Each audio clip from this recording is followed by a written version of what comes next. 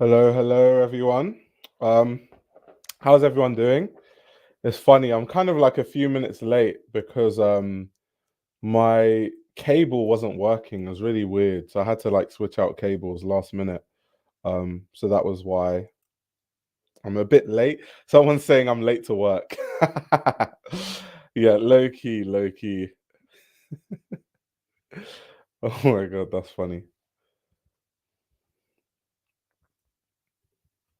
Oh, people are talking about the Dior collection. I haven't actually watched it because it's happening like now, I think. So I'm yet to watch it. Let me know what did you guys think? Maybe we can like look at it at the end of the stream, and then have a look. Micah, you cannot call me a fraud streamer. You never even post. Come on, bro. You don't even post.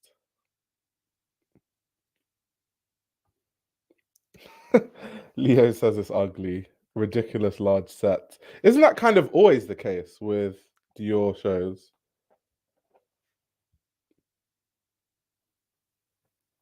Yep, I cut my hair recently. Yep.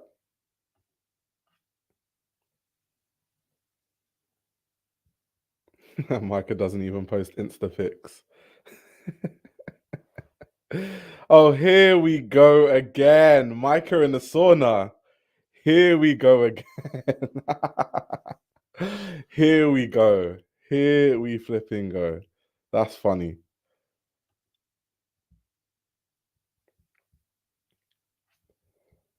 To be fair, a lot of shows they have to have like a crazy set because the clothing isn't really like there's not a lot to talk about, so they just have to, give us this crazy set and distract people. Okay, people are talking about the Kim Jones era. Interesting. Trying to multitask between Ayo and the Dior cruise show. Virgil Abloh's sets were interesting, but I feel like Virgil Abloh is actually trying to say something. Sometimes more successfully than other times, but he definitely always had something to say.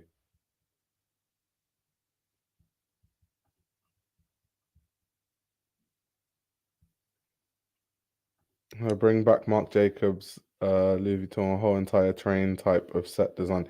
Yeah, that train set was insane. Like, I can't even imagine the budget that Marc Jacobs had at that time to make shows, that they would literally build a whole train and a train track for a show, and then they would transport that train to different parts of the world to showcase it, is insane. Can you imagine, like, the shipping cost to ship a train to a different country, even if they break it up into parts? It's really, really insane. Oh, people are talking about Mbappe. Yeah, Mbappe confirmed to Real Madrid. It's like, what's the point of even watching football at this point? Like, Real Madrid are just going to win everything. They already won the Champions League without Mbappe. Imagine them with Mbappe. It's just not even fair. It's like, what is the point?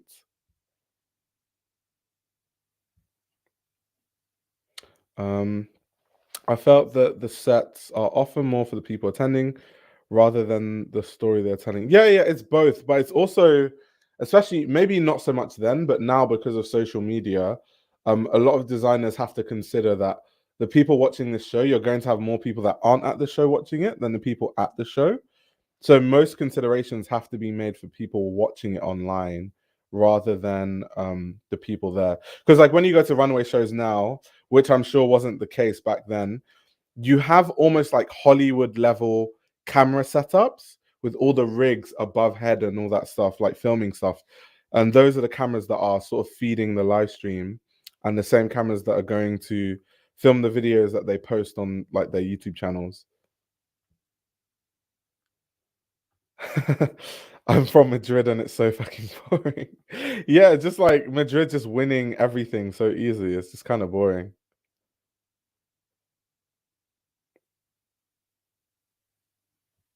It's kind of boring. Um, but anyway, to kind of briefly tell you guys what we're talking about today, because today is a fashion news stream. So we're really gonna look at the Louis Vuitton Resort 2025 menswear show by Pharrell Williams. We're going to talk about Veronica Leoni being the creative director of Calvin Klein, which is really interesting because they're bringing back Calvin Klein collections. Post Raf Simons, it's kind of been like shut down and nothing has happened since Raf Simons. So that should be something interesting to talk about. And then I also want to talk about a recent documentary that came out via BBC where they talked about L'Oreal and Estee Lauder using Jasmine farms where there's child labor. So yeah, a lot to talk about, a lot to go through. If Io streams 3 times a week, is he a fully fledged live streamer? Because he's heading on the path, not even gonna lie. Yeah, I've streamed this is my 3rd stream in a week, within a week. So yeah, I'm kind of becoming a full-time streamer, low-key. Low-key. But to be a full-time streamer, you have to stream every day, which I can never do because like I have to actually do research and like read other stuff and make other kinds of content. Like I don't want every single piece of content on my channel to just be a live stream or a live stream clip. I also want to have different videos in between. So there's that, and then also I need to make Patreon content, so I can't just like stream every day. You says because of Rafat Calvin, I'm pre-hating on Veronica. Interesting.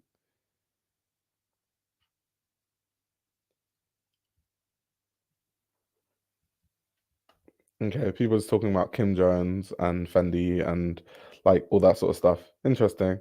Interesting. So I think first thing we're going to do is we're going to look at the Pharrell Williams Louis Vuitton collection. It's not really a show, but there's a collection.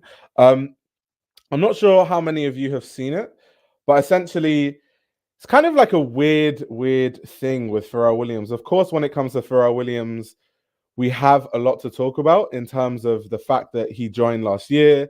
There was a lot of speculation before he joined. Who would join? Is it Martine Rose? Is it Grace Wells Bonner? All that sort of discussion was being had online and everywhere, filling the airwaves. And then, of course, Pharrell Williams was announced. Since then, he's had a few collections, some better than others, whether it's, the first collection where he was focusing a lot on this like glitch print, or subsequent collections where we've seen him reference fishermen, or a very recent collection that was about, cowboys. And so he kind of seems to pick a theme every collection. I'm not really sure if I'm a big fan of it or not. And with this collection, this new collection, this is the Resort 2025 menswear show. Well, not show, but collection. I keep saying show. This was kind of inspired by dogs. So there's a lot of dogs, as you can see, shot in a campaign. And there are a lot of odes in this to just dogs in general, whether there's like a Dalmatian print or sort of like a paw detailing on some of the leather bags, especially the Speedies. Obviously, you can see them holding different kinds of dogs, different dog prints. And then also, they played a lot with denim. Even on some of the pieces, you can see like the sort of badges that you would normally see on a dog when they win, those dog competitions. And I just think it was kind of like a strange theme to pick. I think what's very timely and what makes a lot of sense about this theme is, of course, when you think of Louis Vuitton, you think of just, luxury. And luxury can happen in many different ways. A lot of rich people own very fancy dogs, and so they need leather goods for their dogs. And that's what this collection is providing, a lot of the leather goods for the dogs. But I don't know, it's just strange. I find it really, really weird. So we can go and look at like each look. Because to be fair, I'm a big fan of dogs. I'm more of like a fan of bigger dogs. When I was growing up, we had a German Shepherd and a Rottweiler. So I'm used to like massive dogs. I find them really cute and cuddly. And I just love German Shepherds because I had one when I was younger, growing up in Nigeria. So yeah, I'm a big dog person. But anyway, we have Pharrell Williams, of course, these studded shoes. He had kind of like something similar in his first show. When it comes to like this studded footwear thing, a sort of zip up leather jacket. The luggage is something that's been a big focus, I think, with Pharrell Williams. You have this kind of attached laptop sized bag. That's really cool. I think when it comes to Pharrell, what I enjoy the most actually is the accessories, kind of like the speedies with this soft fabric. I also like what Pharrell has been doing footwear wise. I like the weird ass colors that he's put speedies in. I really like those. But when it comes to the clothes, a lot of the time it's just really uninteresting. There's nothing that interesting about his clothing. Obviously, here we have this sort of Dalmatian print pair of sneakers. That's an ode to the dogs. You can also see these sort of like dog details on the bags. You even have this like check that he's been pushing also. But yeah, it's just not really much to say really. You've just got these like dog prints, just doggy things everywhere. um, like leather goods. I don't know. So I don't really know how I feel about the collection. It is a resort collection. Of course, it's supposed to be extremely commercial. He's tried to kind of make it interesting, poor detailing on this bag. I see what he's trying to do. I also think it's actually a really good idea to have this kind of collection where you can tell rich people, here's a Louis Vuitton collection for all your dogs. Um, but it's just, yeah, I don't know. There's not really too much to talk about with this collection. It's not that interesting in my personal opinion. Got some more dog details here. Blue paw, the dog staring at the model. um, I want to know what Micah thinks because Micah loves Pharrell's LV, or at least Micah would like wear a lot of that stuff.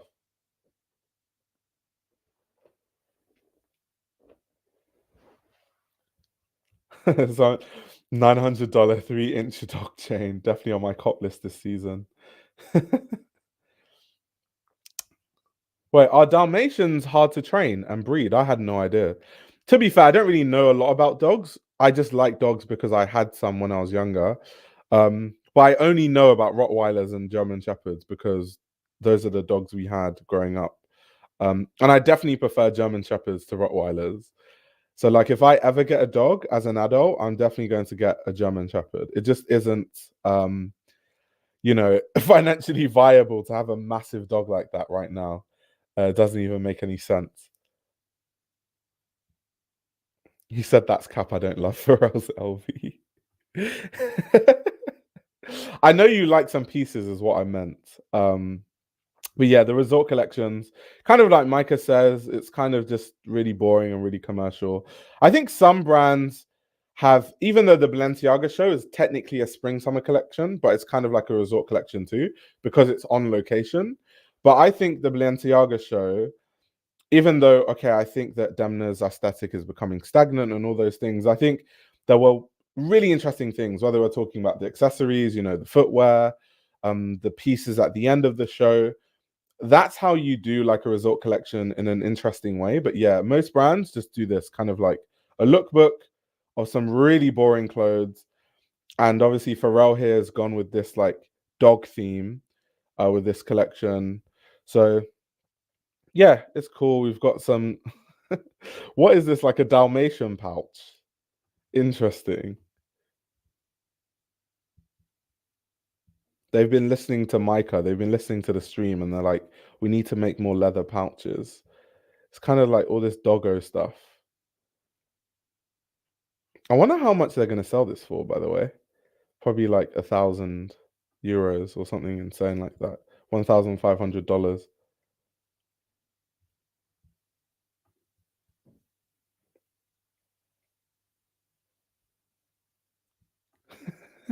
I don't trust German Shepherds. They're too op-coded. The thing about German Shepherds is they're just really loyal and they get attached. So if you own a German Shepherd, they're really attached to you and they're really protective. So if a German Shepherd deems that their like owner is in danger, they might get really aggressive, like 0 to 100. But that's rare because German Shepherds are really intelligent. So they don't just spaz out for no reason.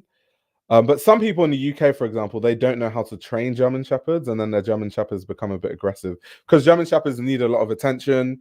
You can't really effectively leave them alone for more than like 6 to 8 hours, or they'll literally destroy your house. Um, So they're just dogs that need a lot of attention. And I think a lot of people with owning dogs, which does annoy me, a lot of people like the idea of owning dogs, but they don't have the time to actually put into training a dog properly.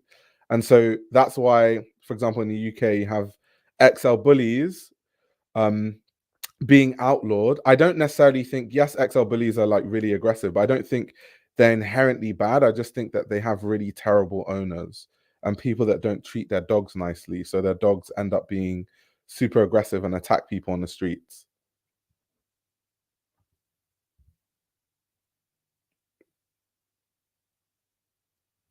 Yeah, this is what I was talking about. These kind of like badges are the badges that you would normally see when a dog wins those like really cute dog contests where they're jumping over things, they have to stand and walk somewhere. Um,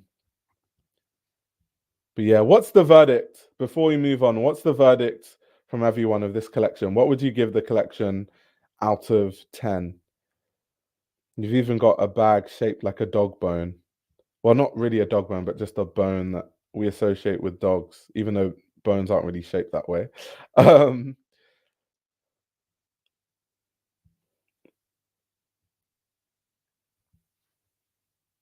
yeah, there's not really that much else to say about this collection, to be honest. That's really it for this collection.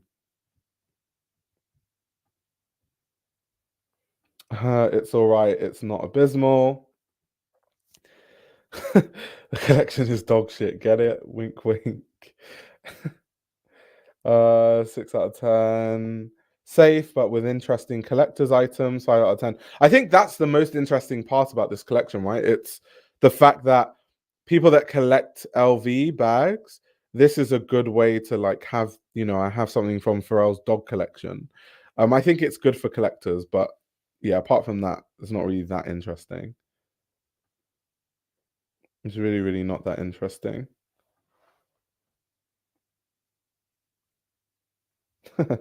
Pilar says boring.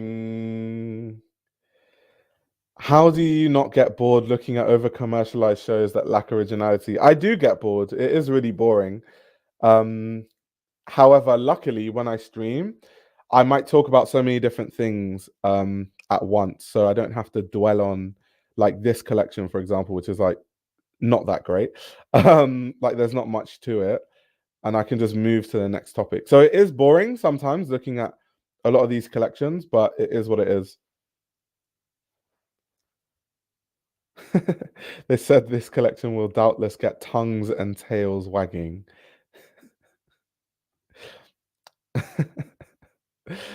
That's funny. The chat helps it to not be so boring. Exactly. The chat is amazing. The chat is great. I love the chat. But yeah, that's the Louis Vuitton collection. Um, Not really much else to say there. So I guess we'll move into the next topic, which is actually way, way, way more interesting than that collection. So what we're talking about is Veronica Leoni becoming the creative director of Calvin Klein Collection. So for people that don't know, Calvin Klein Collections is kind of like the runway side of Calvin Klein. And it's something that Calvin Klein has been doing on and off for a while, even before Raf Simons, which I feel like a lot of people didn't even know. They've had other creative directors kind of be creative directors there and have runway shows. The last time someone was a creative director, in that sense that Calvin Klein was Raf Simons, that was obviously like a very, very big thing. Raf Simons joined in 2016. He had so many good collections. For people that don't really know about Raf Simons' time at Calvin Klein, I have actually made a video on my channel. And I think it's titled The Raf Simons Calvin Klein Era or something like that. So you will literally be able to learn everything about Raf Simons at Calvin Klein all in that one video. So definitely after the stream, check that out. Because even if I say so myself, I think that's a very good video to watch. So yeah, Veronica Leoni, the new creative director at Calvin Klein Collections. Um, this is very interesting. I don't really know too much about Veronica's work, if I'm to be very honest. However, I do think it's very interesting. Also, a conversation that was had when she was appointed was this idea that a woman becoming creative director is quite rare these days, because especially at Carrying, there was that big thing that when big on social media where they were showing that, white gay men sort of fill all the creative director roles in fashion, and there isn't any space for, POCs or women in general. So yeah, it's good to see another woman in one of these roles, and it's great to see what she'll do. From what I know, I think she's been part of the LVMH prize. So it'll be good to kind of learn more about her work. And I think the more that she works for Calvin Klein, the more we'll have an opportunity to look at her old work and contrast some stuff that she's done in the past with, present day stuff that she's doing at Calvin Klein. So to go through the article, it says, Veronica Leoni is the new creative director at Calvin Klein Collection. The PVH Corp-owned company announced today in a move that will see the brand return to the runway. We are proud to name Veronica as creative director of collection, the pinnacle expression of Calvin Klein brand, said global president Eva Serrano. It was clear from our first conversations that Veronica's life's work had been preparing her for this moment and the opportunity to define a new era for Calvin Klein. I'm confident that her purposeful approach to design and work ethic, combined with our shared values, will further enrich our iconic brand and result in a collection that resonates with our consumers around the world. Though she is little known, Leoni has quite the resume. An Italian based in Rome, she is a veteran of Jill Sander, Phoebe Philo-Celine, Moncler, and The Row. She founded her own label, Queera, 3 years ago, and was an LVMH prize finalist in 2023, at which time she described her style to Vogue as a sharp point of view on femininity with an edge. I didn't actually know she had worked at Jill Sander, Phoebe Philo-Celine, and Moncler, and even The Row. Wow, she has a really strong resume. That's really, really interesting to learn, because I think you can draw parallels there. That sort of Jill Sander, Phoebe Philo-Celine, The Row aesthetic, and it's kind of funny that all the brands that she's worked at kind of have this very similar aesthetic outside of maybe Moncler. So if I was to imagine kind of what she's going to do with Calvin Klein, it's going to very much be this like minimalistic with an edge, with sharp tailoring sort of vibe that she's going to bring to Calvin Klein. But anyway, continuing on, I'm reading the article. It says, Calvin Klein has been designerless since Raf Simons exited the chief creative officer role in late 2018. But after several quiet years, it's been making headlines. Jeremy Allen White's underwear campaign coincided with his awards show victory lap for the Bear. I remember that. That was a big campaign. That was really huge. With both the actor and the company benefiting from the exposure, and the latter reclaiming some of the sexy heat that has long been a brand signifier. The K-pop stars Jennie Kim of Blackpink and Jungkook of BTS, meanwhile, are brand ambassador choices that are resonating with Gen Z, and the company is also making inroads on the red carpet. Zendaya wore a custom Calvin Klein suit to the Rome premiere of Challengers, and a year ago, the brand dressed the basketball player Brittany Griner, recently released from a Russian prison, for her first Met Gala. Interesting. In Veronica Leoni, Calvin Klein has put a woman in a top fashion job. That's good optics at a time when a string of white male designer appointments has gotten the industry talking about a lack of diversity in design roles and a dearth of women designers in leadership in particular. And Leoni's aesthetic can make her the right woman for Calvin Klein. Her taste for the classically minimal, so that's exactly what I was saying, considering the brand she's worked at. But it says, her taste for the classically minimal and her focus on tailoring are aligned with the brand's codes honed by the house's founder in his 90s heyday. Oh, this is a quote from her. This should be interesting. I'm thrilled and honored to have the opportunity to write a new chapter of the Calvin Klein story. Oh my God. I thought it was going to be an interesting quote. It's just, the generic quote that every designer is like, I'm thrilled to be a creative director of this brand. I'm hoping that we can take it to new heights. It's just kind of like the press releasey quote that every designer has when they go to a new house. Continuing, it says, for decades, Calvin Klein interpreted the idea of bold self-expression, and I'm willing to empower it with a strong accent on style and creativity. I'm deeply thankful to Eva Serrano for her vision and trust. My career has been marked by inspiring encounters with some of them the most visionary women in fashion, and she is one of them. I also want to thank PVH CEO Stefan Larsson for the amazing opportunity to celebrate one of the most influential brands of American fashion. According to the release, together with Serrano, Leoni will also be responsible for taking inspiration from the collection to the mainline portfolio and the red carpet. Her first runway show will debut for autumn winter 2025. So interesting article. We got to learn that, you know, she's worked at the likes of Phoebe Philo-Celine and The Row and Jill Sander. That's actually really interesting. What I really find interesting though is the fact that PVH have decided to hire a creative director in the first place, because we know what happened with, you know, Ras Simmons, Calvin Klein. It just wasn't making money. I remember when he was appointed at Calvin Klein, there were these articles that came out where they were talking about why they kind of, you know, kind of parted ways with Ras Simmons. I was going to say something else, but I won't say that. Because they invested, I think at the time it was $70 million into the rebrand with Ras Simmons. And then the brand reported earnings of, I think, $121 million that quarter, which was down from $142 million the previous year. So they literally lost money by bringing Ras Simmons on. And subsequently, it was kind of more of the same. It was kind of basically just losing more money and more money and more money.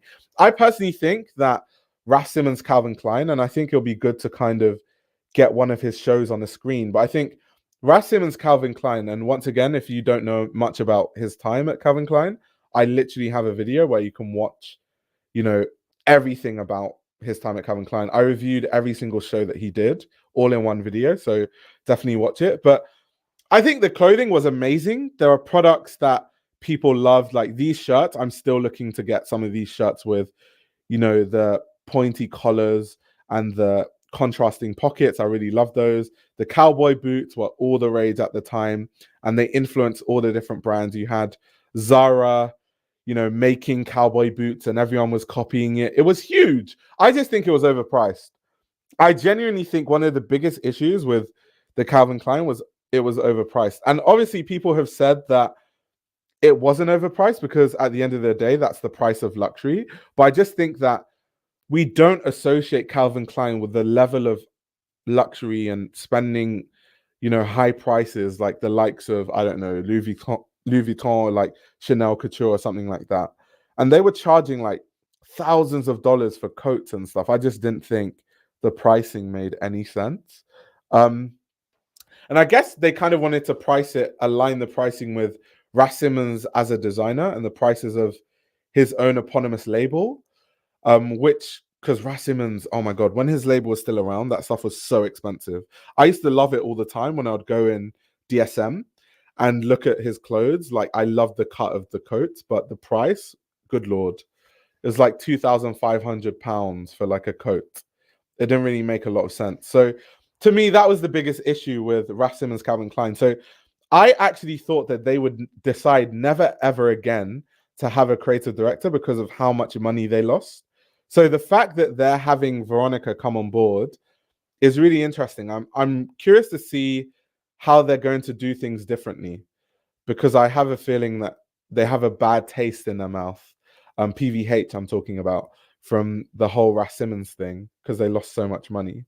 So yeah, I also remember at the time actually, Ras Simmons had so much control in a way that most creative directors don't. Like, I remember he was in charge of the marketing, he was in charge of the campaigns, he was in charge of the collections, he was in charge of the way everything was branded. It was kind of like this 360 creative director role where he just is in charge of the whole messaging of the brand, which is very rare. It's almost like the level of what Eddie Slimane had at Celine. And that just obviously didn't work. And it's interesting that in the Vogue business article, they did actually mention that they're looking for her to design things that will influence the mainline. So that will be really interesting how they're going to bring those things and influence the mainline. Because I think in one of the previous streams, we were saying that one of the issues with these highly accomplished designers that go to these brands that need a revamp is it doesn't really reflect with these, runway collections in the main line and the everyday ready to wear that you just buy in like every store. So it's good that now they kind of have a very distinctive focus on no, what she's designing, we're going to take some of these ideas and implement them into the everyday mainline. So that would be also really interesting to see. Let's see what people are saying in the chat.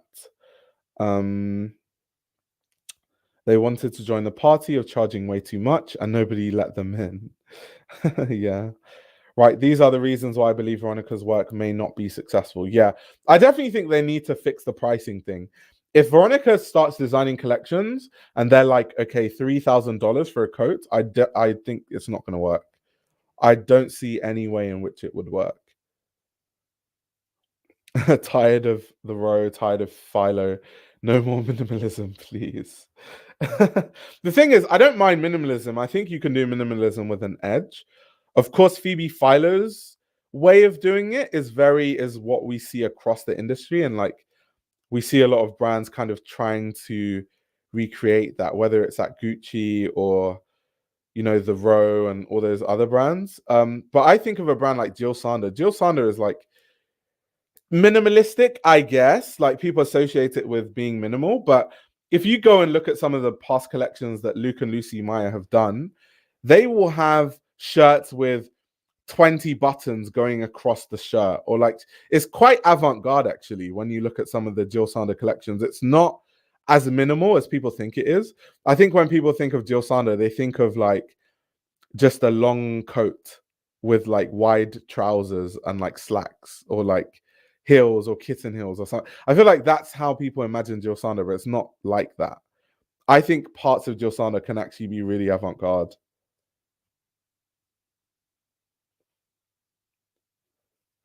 And I was like, why are you gay? I'm not gay. You are gay. That's funny. Jesus, the trousers and the CK collection hit. Yeah, Raf Simons Calvin Klein was just amazing from all levels. And there were all those like stripy trousers, the trousers with the stripe on the side, which was kind of like a reference to marching bands. You guys, anyway, like I've said, I'll keep promoting my video. Shameless plug. Go watch my video on Raf Simons Calvin Klein. I talk about everything there. But to kind of summarize, Raf Simons Calvin Klein was basically him being inspired by American culture and kind of, as a designer, his perspective on American culture from an outsider's perspective. So that's why he would have, a famous Hollywood film like Jaws and have a collection about that. Or, look at different aspects of, American culture, whether it's the cowboys or it's the marching bands, or there was a collection that he did that was inspired by the collegiate lifestyle and how famous colleges are. And he was designing like collegiate sportswear and athleisure and all that sort of stuff. It was interesting. But once again, all those things and more can be learnt through my video on Raf Simons Calvin Klein. Yeah, Leo, I agree with this. There can be depth to minimalism when focused. 100%. Yeah, that resort collection with collegiate stuff, it was fire. It was amazing. It was really, really good.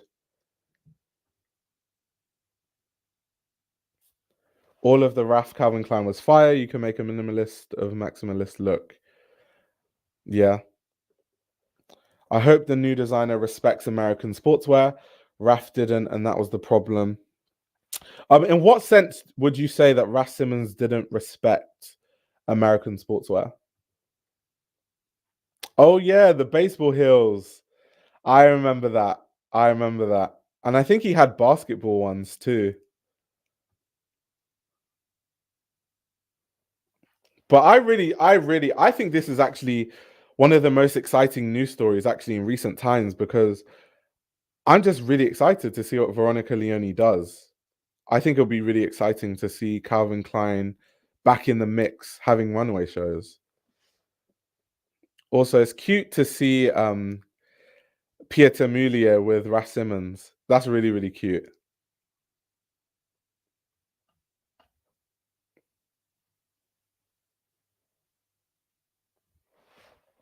Raf is kind of abstract. He takes icons of culture and makes abstraction with it, kind of, yeah.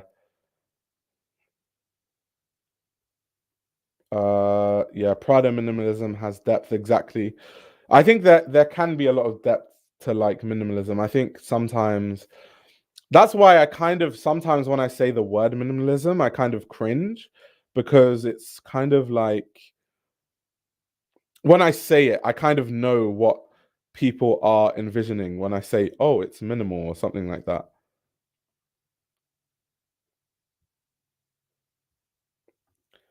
Also the fact that Raf uses Richie Hawtin, my favorite DJ by far, makes me adore Raf among other things. The thing about Raf though, Raf loves his like collaborators and uses them this all the time, like Peter Saville and stuff. Like just endless sea of just like Peter Saville stuff. Let's see if we can get another one of Raf's Calvin Klein shows on the screen. Yeah, exactly. Peter Saville. Yeah.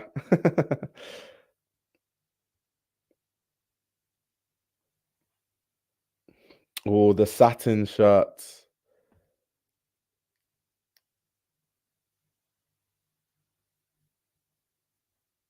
So, so good. Honestly, so, so good.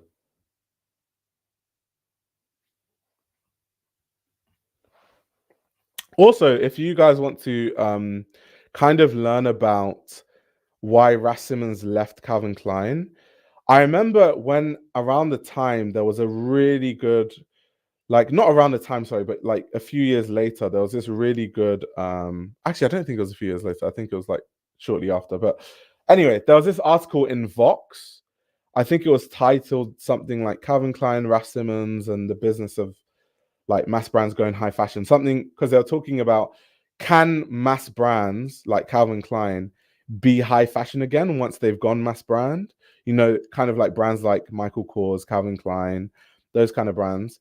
And it was a really good article. I'm gonna see if I can like get it on the screen because they talk about the reason why Calvin Klein hired Ras Simmons, why it made sense at the time, drawing parallels into Ras Simmons' aesthetic and why it would work at Calvin Klein. They kind of talk about what went wrong. They talk about all the finances. They talk about the financial position of Calvin Klein before Ras Simmons went there and after that. It was like really, really, really good. Um, so yeah, I'd say go read that Vox article as well. I'll see if I can get the link and post it in the chat.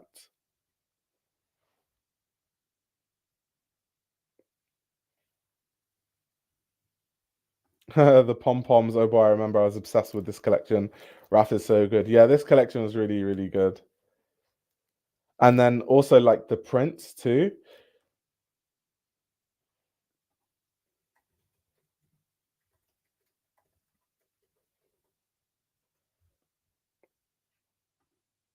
Because I remember with a lot of Calvin Klein stuff, he had a lot of like Andy Warhol stuff. And I remember at the time people were like, I wonder how much it costs to like license a lot of these things for these Calvin Klein collections. It's like insane. Oh yeah, someone said it looks very Warhol. That's because it is. Like a lot of like the prints and stuff were referencing Andy Warhol stuff.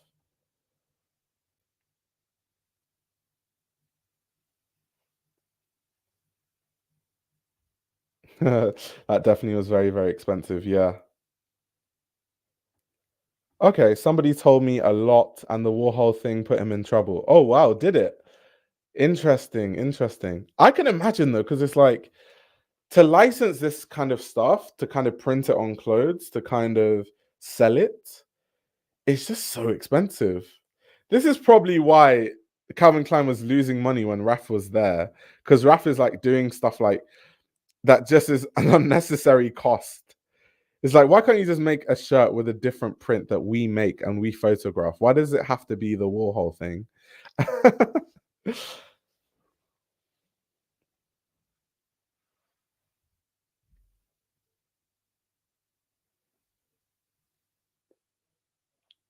They were impatient at Calvin Klein. They wanted fast results, so they didn't wait. Yeah, they were really impatient because he wasn't really there for that long, from what I'm remembering. So they were just like, ah, we're losing money, we're losing money. But also something can be said though, because as much as I'm like, yeah, you know, they could have been patient and all that sort of stuff, it's kind of like if you're a business person and you're just bleeding money, how long do you have to wait before you're like, okay, let's just stop this now before we bleed more money? Um, like where do you draw the line? And I think that's actually a really difficult thing to do. I have no idea what it's like to be a CEO and my job is on the line and my company is losing 20 million every quarter.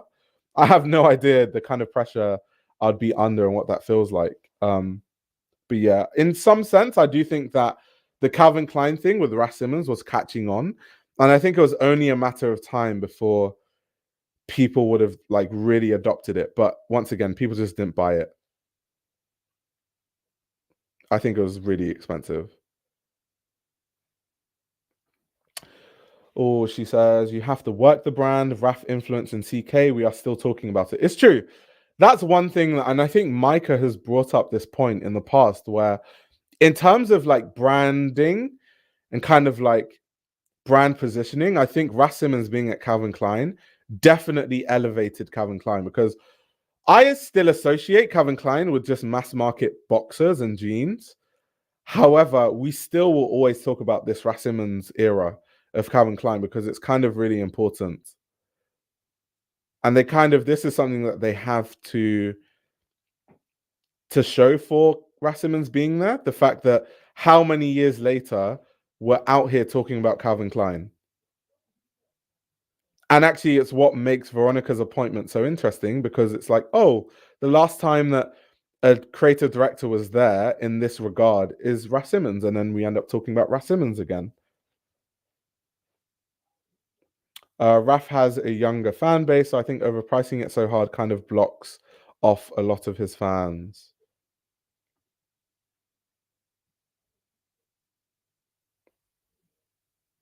Let me see what other people are saying.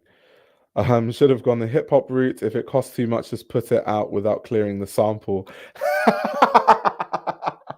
Mike, there is absolutely no way that Andy Warhol's estate would have just let Calvin Klein print stuff on their jackets without a lawsuit, like just print stuff on like dresses and bags and stuff without a lawsuit. There's absolutely no way in hell they would have allowed that to happen without suing them for millions. That I just don't see a world in which that would happen.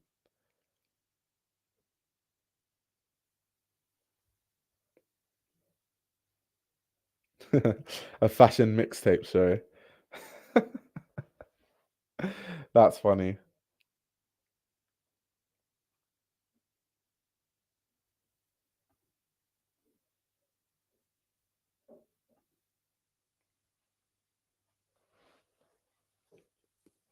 But yeah, it's really cool to kind of talk about these things because I know there are quite a few people who have found my channel who comment things on recent videos like, oh, I'm just like getting into fashion.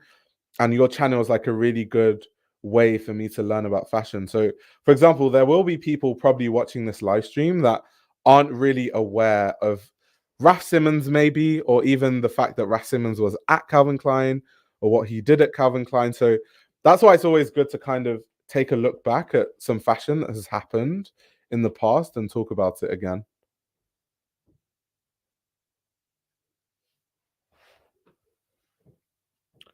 The themes are very expensive to license in Raf CK. Exactly. I totally agree. And I think that was part of the whole thing just being like super expensive, right? Um so yeah, it was like a big issue.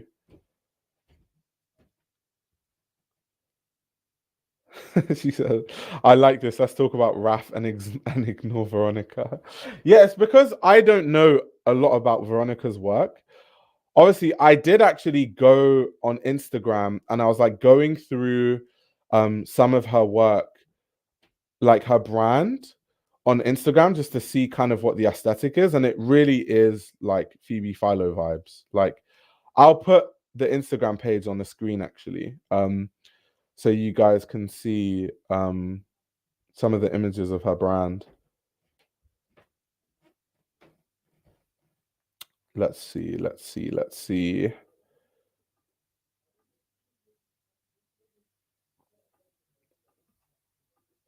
So yeah, this is her brand called Queera. You can literally see her name literally in the description at Veronica Leoni. But yeah, the vibe is very much this like loose fitting, tailoring, very, very, very Phoebe Philo slash the row, which is basically Phoebe Philo because the row is basically Phoebe Philo 2.0. So yeah, that's kind of like the vibe of it. And it makes sense. I mean, she worked at Jill Sanders, she worked at Phoebe Philo Celine, she worked at the row. So it's kind of like what you would expect anyway.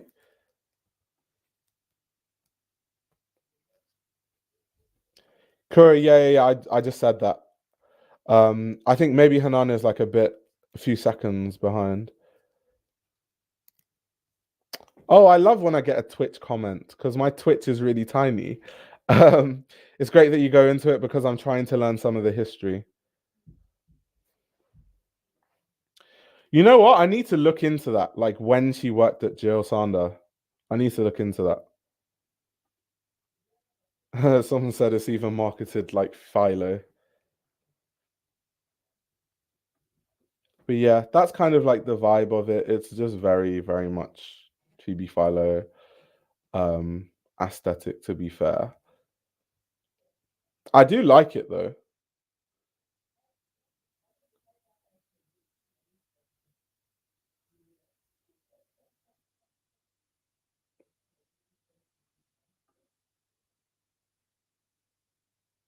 Yeah, so I normally stream to YouTube and Twitch at the same time.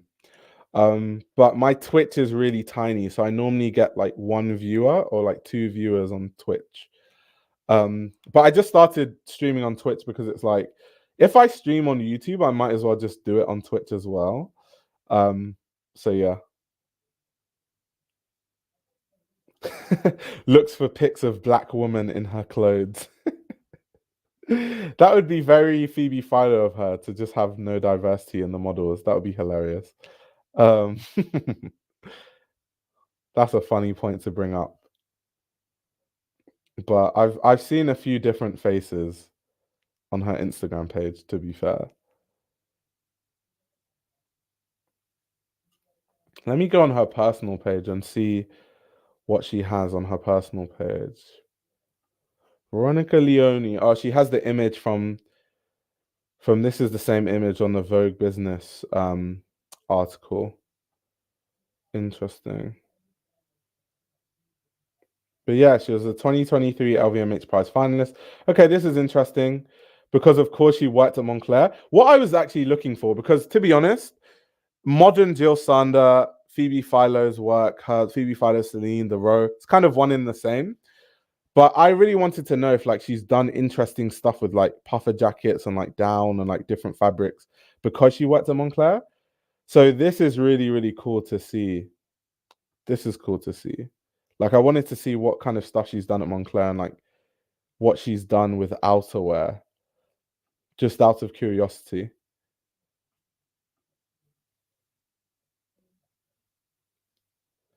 A lot of fashion channels just talk about buying and not really fashion news and history, at least the channels I've come across. Yeah, I think it depends what kind of channel. So I think that there are loads of good channels for fashion history. You have the likes of Understitch, who is really good for fashion history. Trying to think who else does like fashion history. I think Understitch is probably one of the best ones, to be honest, especially because of the way Understitch's videos are formatted. It's kind of really easy and nice to follow. Um, so yeah, it's kind of really cool. But Understitch is definitely a good one. I think fashion news, definitely, I think I'm probably the only person that like actually reacts to new fashion news and talks about it. I don't think anyone else does that on YouTube. I don't think so. Actually, no, I lied. What's her name? Cassie Thorpe does it really well too, actually. Although Cassie Thorpe talks about like luxury bags mainly. But Cassie Thorpe has a really good segment on her channel where she just talks about like what's trending in fashion. And obviously it's very skewed towards luxury fashion and like luxury bags. You wouldn't talk about what I'm talking about, like Veronica Leoni being the creative director at Calvin Klein. That's not really what she'll talk about. But I do think that she does cover fashion news in a really fun and interesting way. So I'd say apart from Cassie Thorpe, I'm probably the only person that does that on YouTube.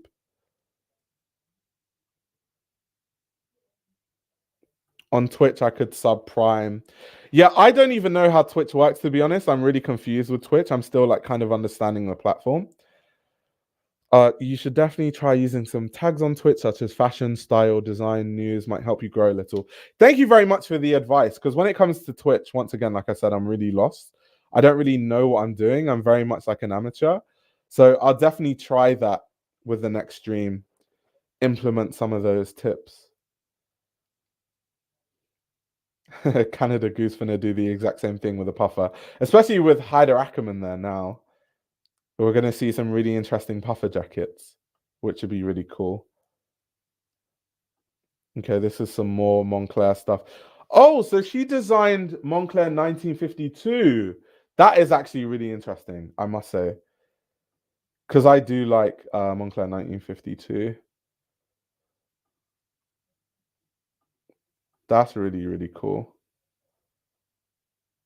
So yeah, I find I'm actually way more interested in like the Moncler stuff she's done, because that's kind of where the point of difference is versus the whole Phoebe Philo angle, because we kind of seen like every designer kind of designs like that now.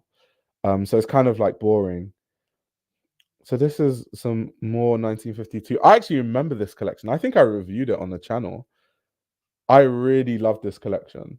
I remember it like it was yesterday. So if she designed that collection, to be fair, I'm actually a big fan of her work, because I actually remember some of those Moncler collections, and I remember reacting to them on the channel like years ago. So that should be interesting. I wonder if she designs a lot of outerwear collections that, because once again, they said they want to filter some of the ideas into the mainline. I wonder if they'll make some really interesting like mainline puffer jackets or like trench coats with an edge. That would be cool to see.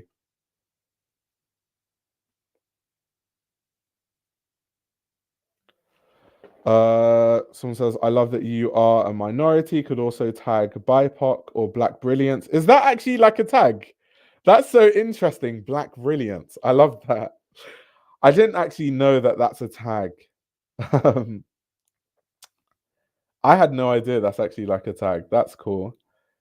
What is the 1952 label? So Moncler 1952 is like kind of like their creative label, where they kind of have like runway shows, and they kind of have like a creative director or like a designer that designs like more creative lines. It was kind of like, because they have so many lines at this point. They have Genius, and they kind of merged Grenoble, the like Moncler Grenoble line, into Genius, but it was kind of like its own line, which is more like outerwear, but kind of like with a creative twist. The 1952 is more like the runway like side of Moncler, and then Genius has kind of muddied the waters, where now everything is kind of just like bunched into one. So you have the Moncler mainline with like the jackets that people know and buy and they see in the stores, and then you have 1952, which is now kind of like merged into Genius, which is kind of merged into Moncler Grenoble. So it's kind of like, but that's what 1952 is basically. And it's kind of like obviously named after the year that Moncler was founded.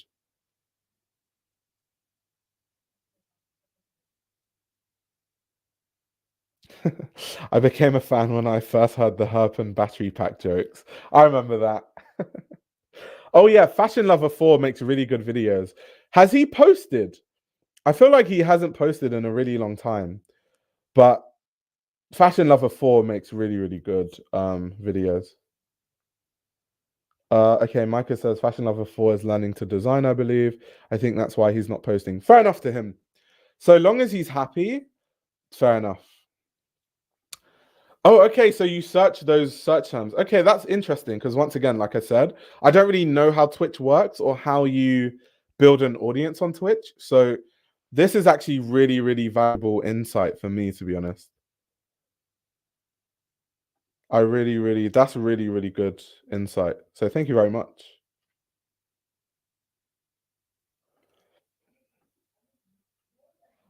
People are talking about Super Jacob. Analytics talks about the history of fashion designers, and Super Jacob discusses fashion news, and Bliss Foster talks about luxury and new designers. He goes to fashion shows and reports on them. Interesting.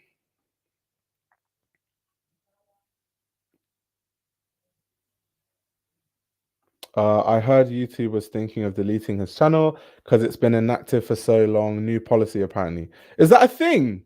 So if you don't post on YouTube for a while, YouTube deletes your channel. Is that actually a thing?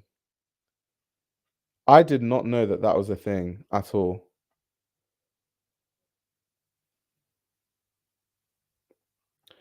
Super Jacob is just focused on luxury and less fashion. He also has a snarky attitude, which is a bit off-putting. I don't really watch Super Jacob's content, but I know who like he is. The whole like attitude, I don't know. It's kind of, I feel like that's a fashion thing. I feel like a lot of people in fashion kind of like that. It's kind of like the the haute le mode thing, like sassy, bitchy, analytical kind of thing. I think some people like that. Like some people don't like my content because they think I'm boring, right? So some people don't like my content because they're like, you're just so monotonous and like there's no personality. And like they're just like, you're not interesting, mate. So I guess it's just different types of personalities for different people. But I think his stuff is like really fun. It's like a fun tone. You know what I mean? It's kind of like a fun tone of voice that he has with his channel. The Nectar Man says Jacob is less analysis, more fun. I like fun. Exactly. Exactly that. Exactly that. You're not boring, you're minimalistic. That's funny. That's very, very funny. Yeah, this content is definitely not for people with low attention spans. I'm like reading articles, looking at runway shows, analyzing fashion history. It's it's not the most entertaining content, but it's kind of what I'm interested in. So luckily there's people that are like kind of interested in stuff that I'm into. Oh yeah, Frugal Aesthetic. I haven't watched one of his videos in a while. But yeah, he's kind of like memey. He's kind of like, yeah, satire fashion. Human, he says, this content is not for iPad babies. They want Ayo doing insane edits like fragrance tubers. Yeah, that's funny. Uh, but Luke Hortler mode is bitchy, but he's also well informed. Yeah, Hortler mode is extremely well informed, like super well informed. I don't think anyone that talks about red carpet fashion. Obviously, I started talking about it, but I just think in general, across the whole of YouTube, I think the most knowledgeable person that makes that kind of content is definitely Hortler Mode. And of course, like I don't want to like box Hortler Mode into that box. Hortler Mode makes so much other content. Like Hortler Mode will make fashion history videos from time to time and other stuff. But I understand why Hortler Mode makes red carpet videos mainly because that gets a lot of views. You build an audience talking about that sort of stuff. Um, so it makes a lot of sense, right? As a YouTuber. But I think Luke is like really well informed. I can't actually watch many other red carpet analysis videos unless it's by like Luke or by like Hanan, like I Deserve Couture, because it's just going to be so like no context, just like most red carpet reviews, they don't even talk about the brands that the celebrities are wearing or the context of them wearing the brands, or maybe like the inspiration of the clothes, like what are these looks inspired by, is this like a vintage piece. It just is very much like, oh my god, like she looks so bad, like she wore something so much better, like this. So it's really hard for me to watch that kind of content. It's kind of like that you don't really learn anything, you don't really get any sort of understanding from it. So it's really hard to watch that kind of content. So that's why I really like Luke, because Luke provides all the context with that kind of content. I like Tuba Avalon. Do you know her? I like her. Yeah, I love Tuba. I'm good friends with Tuba. I've met Tuba in person a few times actually. I even have in one of my past Fashion Week vlogs, I think from last year, Tuba is actually in my vlog. Um, so yeah, I'm a big fan of Tuba. I talk about her all the time. I always shout her out. Um, so yeah, I'm a big fan of Tuba.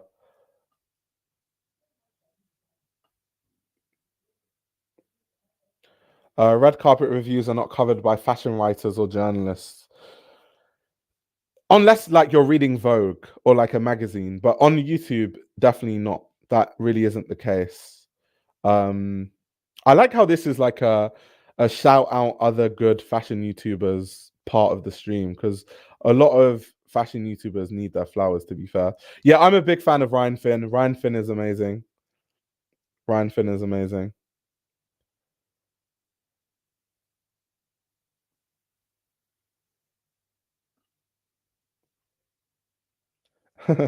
Yeah, apart from your video yesterday about Met Gala, no more Met Gala. I mean, I could do a live stream about the after party looks, but I don't know. It's just like I'd rather talk about Veronica Leoni at Calvin Klein, even though that would get less clicks. But I think it just, it just depends. Yeah, there are some bad red carpet looks, but I still think the designers deserve more than a I don't like it when it comes to reviews I've seen. Yeah, I know.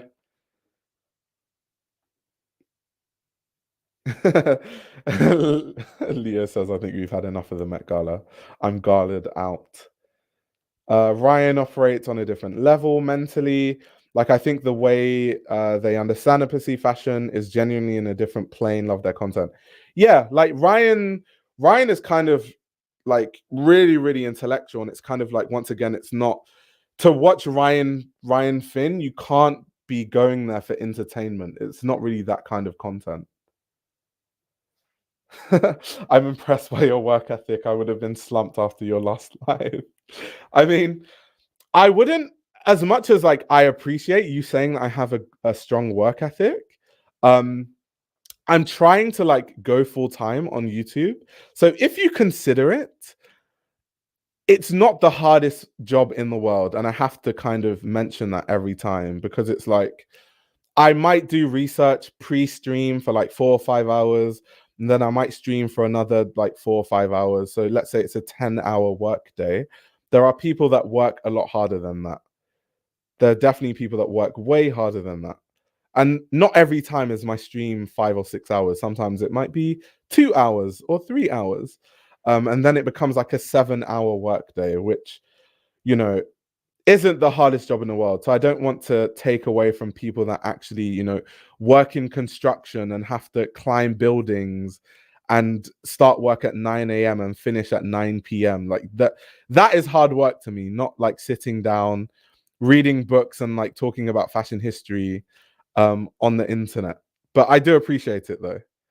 I do appreciate that you see my hard work. Um, Yeah, Mina Lay has some really Billy, yeah, Mina Lay has some really interesting content too. I think we talked about her in the last stream. I was doing God's work, don't let him say it's easy.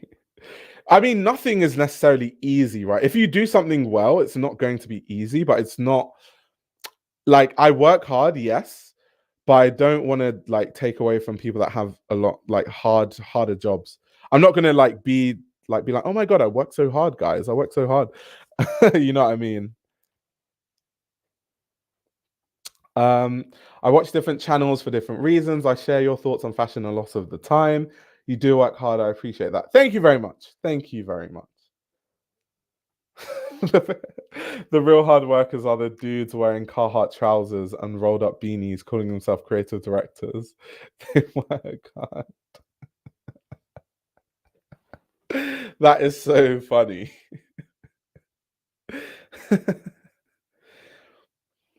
That's funny. Journey by Koi. I've never heard of that channel. I'm going to check that out. Let me see. Journey by Koi. Journey by Koi. Never ever heard of that channel. So that should be cool to discover a new YouTuber.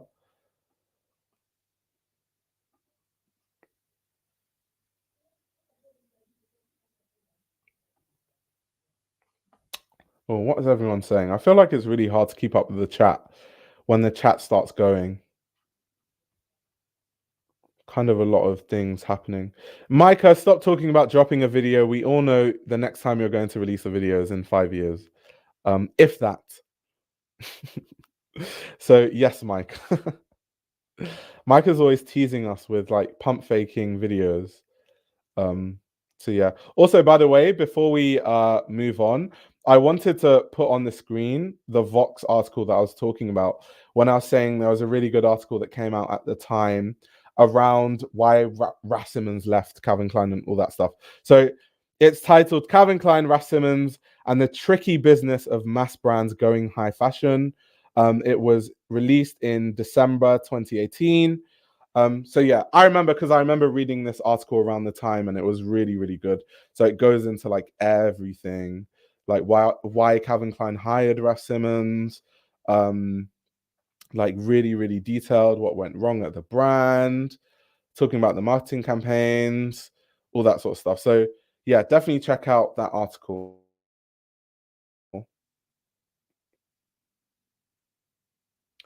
So yeah, that's saying Mike is a pump faker. That's funny.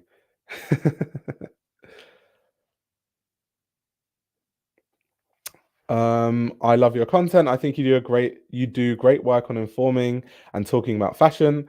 There is, of course, more difficult jobs, but I definitely think you are a hard worker. Thank you. Thank you so much. Thank you so much. One day, I'm going to like my goal on YouTube is to like stream or post a video every day. So if I don't stream, I post a video. But that is a lot more challenging than it seems. Very, very challenging. So yeah, but anyway, now we're going to pivot into less of, less of a fun topic. It's kind of like a very deep topic. So essentially, I'm not sure how many of you have heard this news, but a really, really good article by Megan Doyle, who is a journalist that I'm a big fan of, follow her on social media and stuff. But she wrote this article for Vogue Business that talks about how there are Jasmine farms supplying Estee Lauder and L'Oreal that are linked to child labor. Now, this article is actually coming off the back of a documentary on BBC. I actually watched it a few hours before coming on the stream, just so I had like better context on to what was said in the documentary, kind of what was shown, what the stats were in the documentary, all that sort of stuff. So essentially, this article goes deep into some of the stats in the documentary, some of the things that were mentioned in the documentary, the regions of Egypt that were used, kind of like the price of things, even the facts, which I'll get into later, kind of the inflation in Egypt and all that sort of stuff. But I think what I have to say about this to start with is if you guys, for the guys that are subscribed to my Patreon, I've actually, because on my Patreon, I'm reviewing the book by Dana Thomas, How Luxury Lost Its Luster. And in that book, there's a chapter on perfumes. And in that chapter on perfumes, of course, the chapter goes deep into Chanel and kind of, because Chanel No. 5 is one of their most famous fragrances and their most successful fragrance. And of course, Chanel No. 5 is very jasmine heavy. One of the main notes in Chanel No. 5 is jasmine. And in the book, she goes and talks about, how it transitions, how Chanel transitions from sourcing their jasmine from French farms and then, slowly but surely outsourcing to places where they can get jasmine cheaper and cheaper. And of course, it's kind of strange that a lot of these luxury brands, their branding is about, artisans in France and artisans in Italy and in Spain and craftsmanship and blah, blah, blah. But like when you actually look at the supply chain, it's kind of what this article is saying, right? It's very much these brands are using child labor and paying these people cents to work insane hours, insane jobs in like places like Africa, like countries. Specifically, this documentary is focused on Egypt. A lot of jasmine that is used in the perfume industry right now comes from Egypt. So that's what this is focusing on. But if we're talking about fashion in a wider sense, something that I've been talking about recently is this move to cheaper labor market. So, for example, a lot of Chinese fashion execs have been talking about how they've been buying up a lot of brands because they feel like sooner or later, and it's kind of already happened, a lot of brands are going to start producing in countries like Vietnam, or they're going to start producing in places like Cambodia, because the labor market in Cambodia and Vietnam is actually cheaper than China. And because these brands have to keep trying to get even better profit margins, it's only a matter of time before all their production goes away from China and goes to places like Vietnam and Cambodia. And so, yeah, I think that this article and kind of this documentary and kind of this story is kind of just a byproduct of these greedy companies that just have to make more money and will just basically do anything to make more money. Something that really stood out to me, though, in a documentary, something that I found really insane is in a documentary, they were talking about how much some of these people get paid to work on the farms. And they were saying that essentially, like, they farm kilos, like they pick kilos of jasmine, and at the end of the day, they might have the equivalent of $1. And they went deep into kind of like, and in this article, I think there's a section where they talk about who sets the price of jasmine, who controls the price, and all this kind of stuff. And the craziest thing to me is these brands raise the prices of their perfumes constantly, right? Like Chanel No. 5, the price goes up gradually all the time. And their reasoning for why the price of, Chanel No. 5 or, any fragrance, let's just talk about Estee Lauder, like L'Oreal, all their brands that they own, all the fragrance lines that they own, they always say, it's inflation, the raw materials are more expensive. Do you know something they mentioned in this documentary that I didn't actually know? I actually assumed that the price of these things would go up. Do you know that the wages of these people hasn't gone up since? And also the cost of the raw materials haven't gone up. Even with inflation, they've just made sure that they don't pay the people that produce these things more. So you're telling me that even with all the inflation that has happened over so many years, they're still paying the same price for the jasmine in Egypt and increasing the prices and claiming that inflation is the reason why the prices are going up. And considering that, obviously, that's the reason why their profit margins are getting higher, the fact that they wouldn't just pay these people more money is baffling to me. And I think it's just a symptom of fashion. It reminds me of my magazine, because when I launched my magazine, I paid the writers that wrote for my magazine, I think, between £250 to £300 per article. And some of the articles in my magazine were 800 words, which is kind of like the going rate for journalists. And I find it insane that I barely made much money from my magazine, but I did make a profit. That I pay that. And then sometimes you'll write an article for like magazines like ID Magazine or like Dazed, and they'll be like, we don't have the money to pay you, so this article will be unpaid. Or they won't pay you, or they'll take like months and months to pay you because they have payroll issues. I've never understood that. It's like ID Magazine and Days, they have so many sponsors. Like my magazine doesn't even have any sponsor. Like my first issue had no sponsors and I still made a profit. If I make issues in the future and I have sponsors and I do all of that stuff, my profit margins would be so huge. So it would only make sense for me to pay people more money that work on it, and I would still make more money anyway.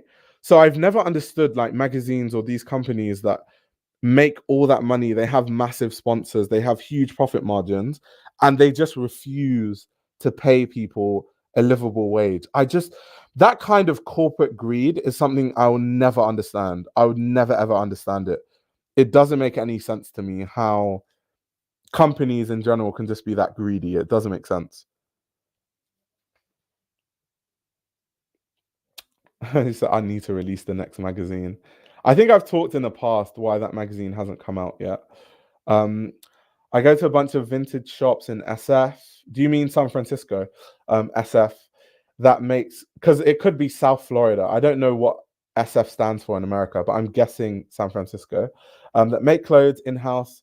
And I realized it was more affordable to get custom garments than buying even secondhand designer pieces, and is more sustainable. Yeah, it's insane. I've talked about this in past live streams, right? But some of the ready to wear stuff by these brands has become so expensive that in some cases you're actually better off buying custom things. I remember in a past live stream we were looking at the prices of Scaparetti ready to wear, and I was making the case that you could literally go to Savile Row and get custom made garments on Savile Row for a cheaper price than ready to wear in Scaparelli. And when you get to that point, there's almost no point buying stuff off the rack anymore.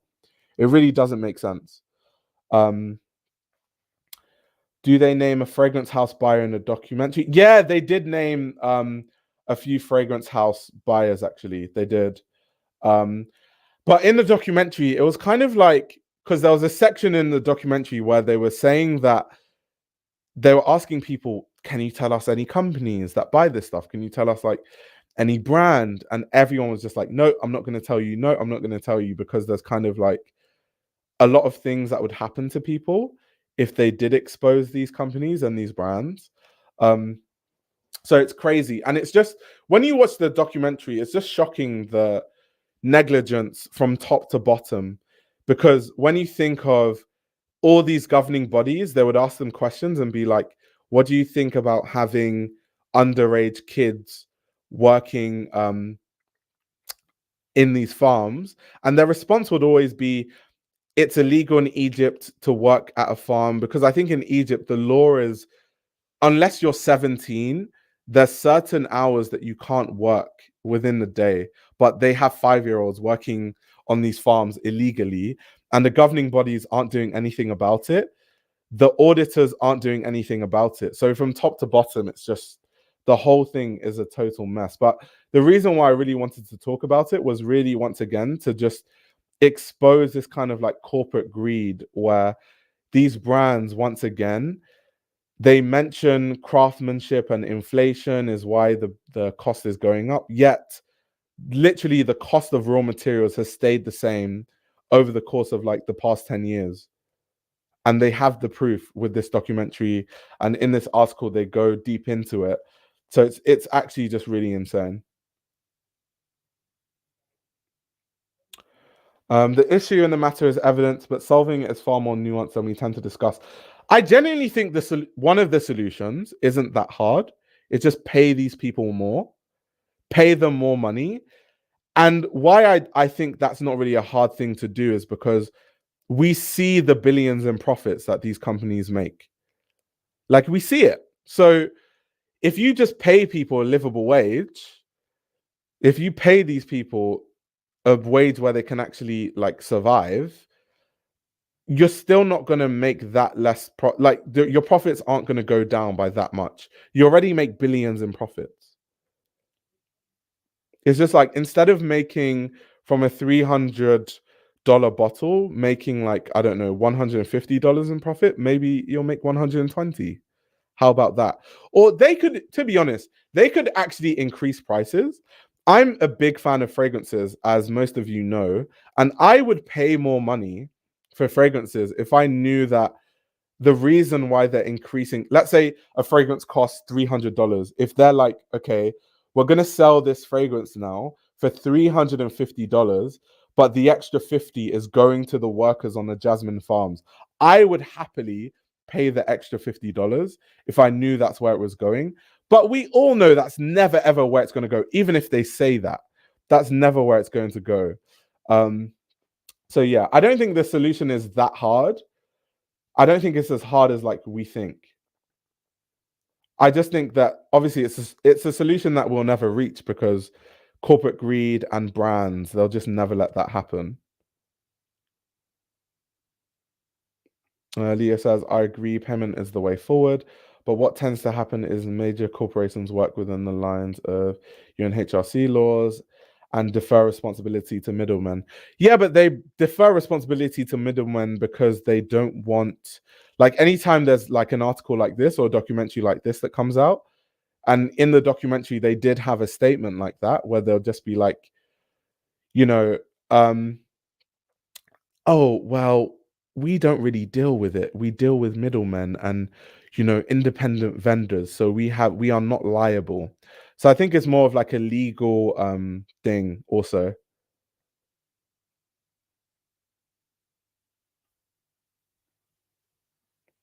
They won't even have to raise the prices that much.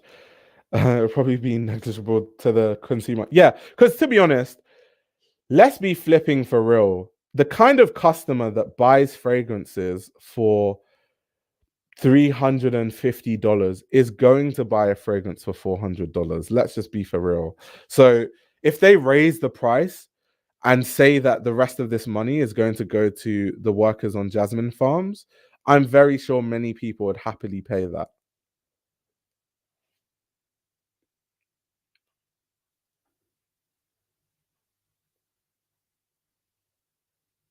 Exactly. Having a middleman is typical fraud behavior. I agree with that. It sucks because you can't even trust stuff like the ethical wool standard because the regulations are so relaxed they don't even mean anything. All it is for most brands is doing some extra paperwork. Exactly. Exactly. Fragrance prices have gone up so much, even in this era of inflation. So the margin is there if material costs are stagnant. It's not so. To let me be honest, the Jasmine has stayed stagnant. It doesn't mean that all of the material cost has been stagnant. The packaging cost, maybe the plastics they use, it has gone up.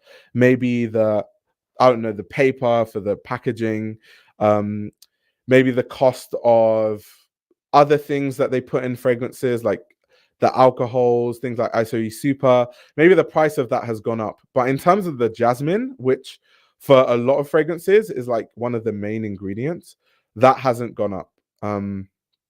So yeah. But even if the cost of packaging has gone up, it's when you're like Estee Lauder or like L'Oreal, you're producing stuff on such a scale, like it's economies of scale, right? It's like each each extra, I don't know, inflation would only account for extra cents per packaging piece, probably. It's definitely not going to be more than that. At like when you're literally making millions and millions of fragrances a year.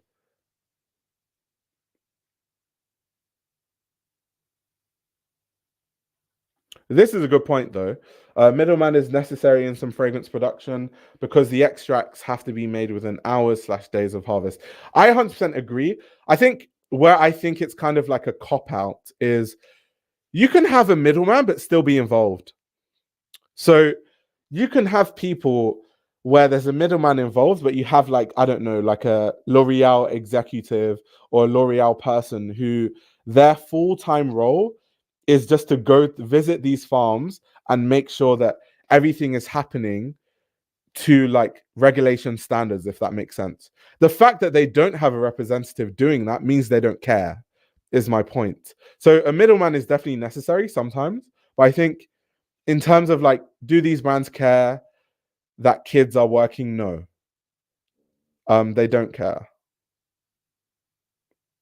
So I do think that they could still have someone on ground that actually checks these things. But because they don't care, and because all they care about is profit margins and money, it's something that I don't know if it would change. I don't know if it would.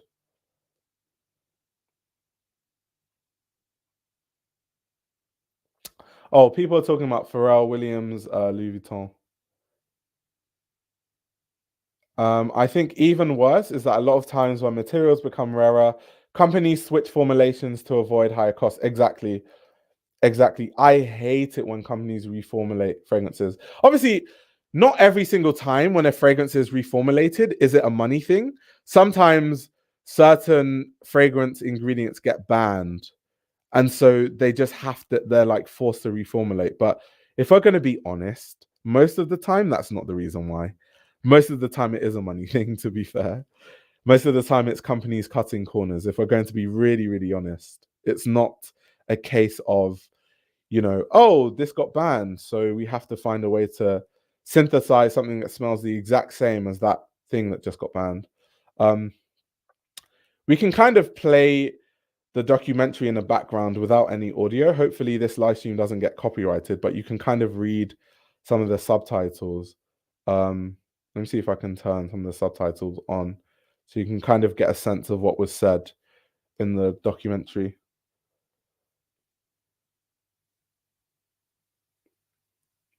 Micah says, this happened to me. Fenty switched their moisturizer formulation and the new one is arse. Messed my whole game up. Damn. Micah's a skincare person. I love that. Oh, did someone say the subtitles were on? Okay, cool. Let me turn them off.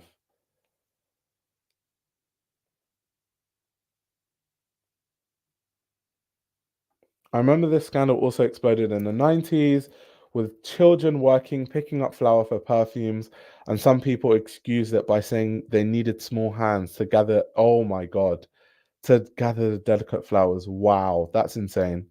We need small hands is crazy. That's a crazy thing to say. That's insane. That's wild. So something also they mentioned in the documentary, which you guys will probably see eventually, is the negative effects on the kids. So some of this work has made it's like messed up some of the kids like eyesight. Some of them have permanent damage in their eyes.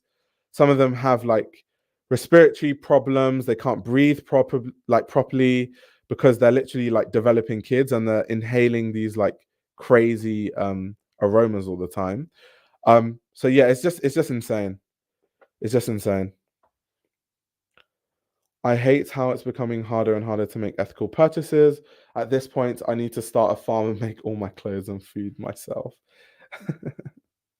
Yeah, I know. It really is insane. It is sad because I try to be sustainable and I try to do my part. I don't really buy a lot of clothes. If I do buy clothes, I make sure I use it for years and years. I like try to do my part, but even then, it's kind of like because these brands they all lie, so you can't like be like, oh, this brand is like they're really sustainable because they're probably lying, or they're probably saying that they're sustainable, but they're not even involved in the supply chain, so they don't know that to be true. It's kind of like in this documentary, for example, something that was mentioned, kind of going back to the middleman point, is on the L'Oreal and Estee Lauder website, when you scroll and you look at like the sustainability thing, they talk about all the sustainability initiatives and blah blah blah. And so when a journalist asked them about stuff on their website, their cop out was, oh, we have middlemen, so it's really hard for us to control the supply chain. So if that's the case, why is that on your website? Delete that section from your website then. Why is that there? If that's just your excuse every single time. Oh, we have middlemen, so we can't follow the supply chain. Then don't put, oh, we're so sustainable and we do all this stuff for human rights on your website. Why is that on your website? Like, remove it from your website.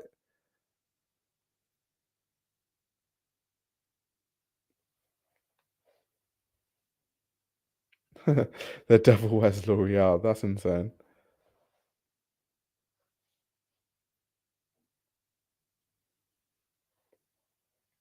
I think it was also really cool in this documentary how they had this influencer kind of. I think she's a fragrance influencer. She went to Egypt to kind of learn how these things are made, and it was kind of like a like harsh reality sort of thing. And by the way, if you guys want to watch this documentary in your own time, it's literally on YouTube. Just type BBC perfume documentary, and it will literally come up. And I would recommend everyone to watch it. It's a really good documentary. It's really touching.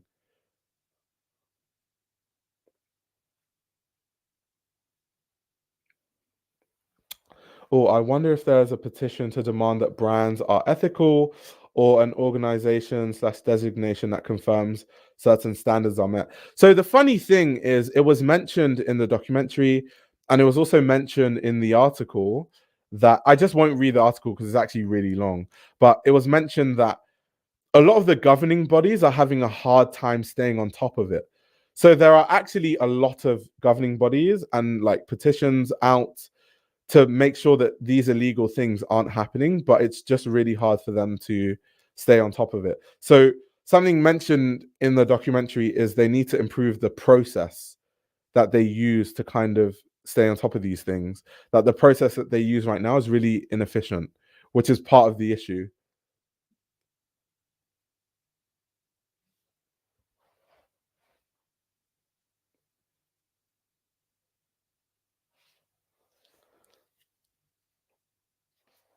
Yeah, what Rachel said. There is a movement right now for exactly these ethics in perfumery by perfumers called Perfumery Code of Ethics. It's just because there will always be movements and organizations, but there's one thing having a movement and an organization, and it's another thing actually fixing the supply chains, which is the harder part, right?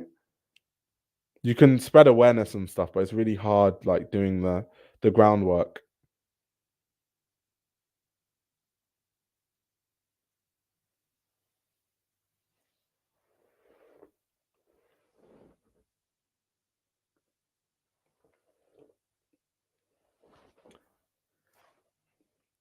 Also, I feel like corporations can just pay their way into a good grade slash review with those organizations. So it would always be iffy to trust them, in my opinion, at least. Yeah, I totally agree.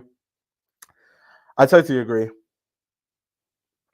I guess I think it's so people have different philosophies in life, right? I like money. I can imagine that having money is nice. I can imagine it's very nice to be so rich that you don't have to worry about things like rent and bills and stuff like that. But there's like a cutoff point where it just becomes like greed. There's a point where it's just like, okay, you have so much money that you could buy a private jet if you wanted, and you could buy 50 Ferraris, and you could buy 50 mansions. At this point, you have so much money. Why can't the rest of it go to people in your supply chain, like people who are literally being paid $1, people who are literally, like earning lower than a livable wage? I don't understand that level of greed. I don't get it.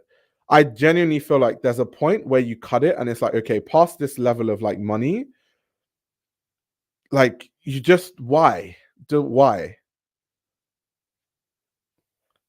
He said, I like money. I imagine having money is nice. IO 2024.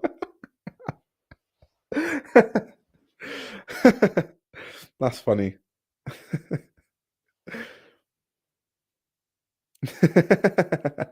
That's hilarious. But yeah, I don't get that level of greed. I never understand it.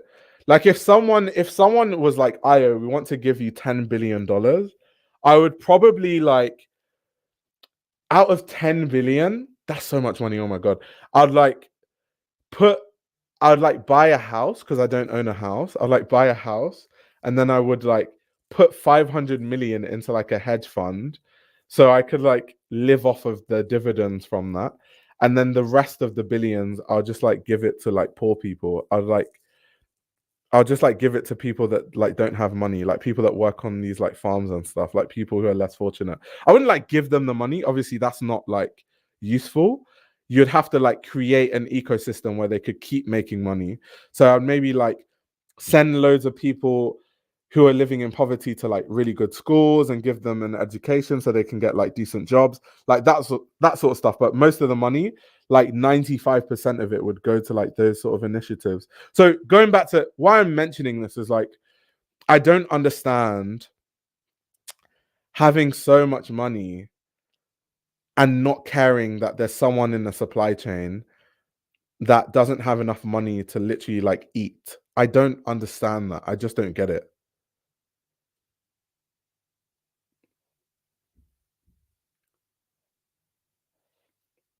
Yeah, obviously a publicly traded company is different because I get it. We're talking about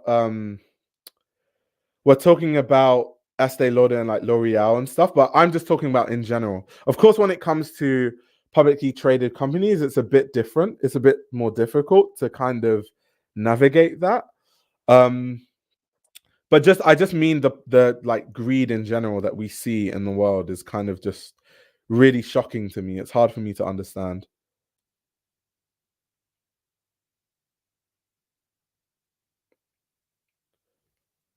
So when it comes to shareholders, I understand what you're saying in terms of like it's greed, but if they are not greedy, the C-level managers are fired. Yeah, that's very true. That's definitely a reality.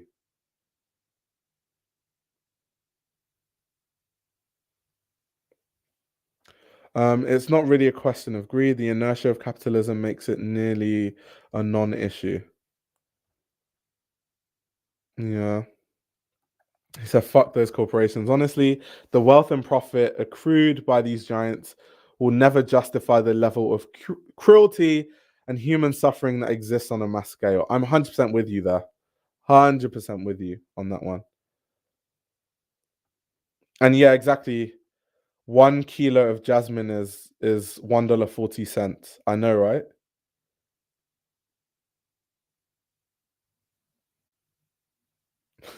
Micah's crazy. The greed you speak of is why Thanos has to snap away half of reality. Snapping double the resources into existence wouldn't fix the misallocation of resources we have due to greed.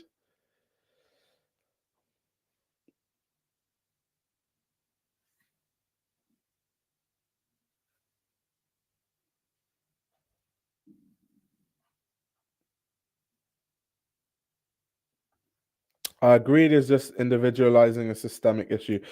Good point. Very good point. I think greed is part of the problem, but of course, the bigger issue is like the mode of capitalism that exists in society right now. Um, so yeah, it's kind of like symptoms of a bigger problem. I think greed is like a symptom of a bigger problem, is the point. But yeah, you're definitely right. I definitely agree with you. I love Lindy's name, by the way. Lindy. Just in case you didn't know. Um, yeah, this is facts. Lindy is spitting facts though. Start a moral firm and trying to reach even a moderate size without being boxed out by massive multinationals. That's 100% facts. Like you can't do anything good because the bigger companies, once it doesn't serve them, they're going to block you out and they're going to use money and influence and power to just block it every time, which is sad. It's sad that the world is that way, but that's just how things are.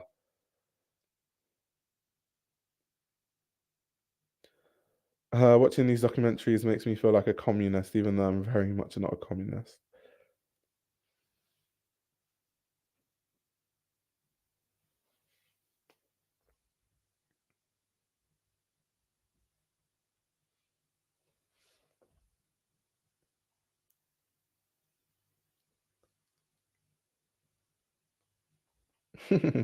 Be more on they'll market your product as a threat to humanity.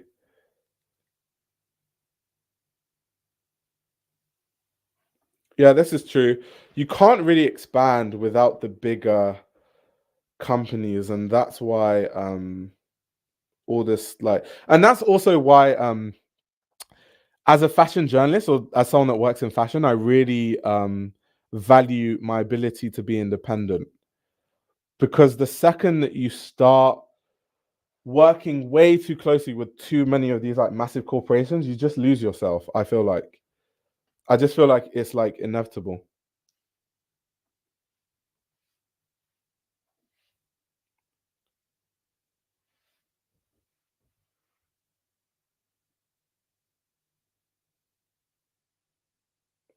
Uh, Alan says morality is extremely subjective. That's definitely true. In some cultures, what is considered moral in other cultures would be considered, like normal. Sorry, would be considered crazy, um, or immoral. So no, that's true. Morality is definitely like subjective. Although it depends.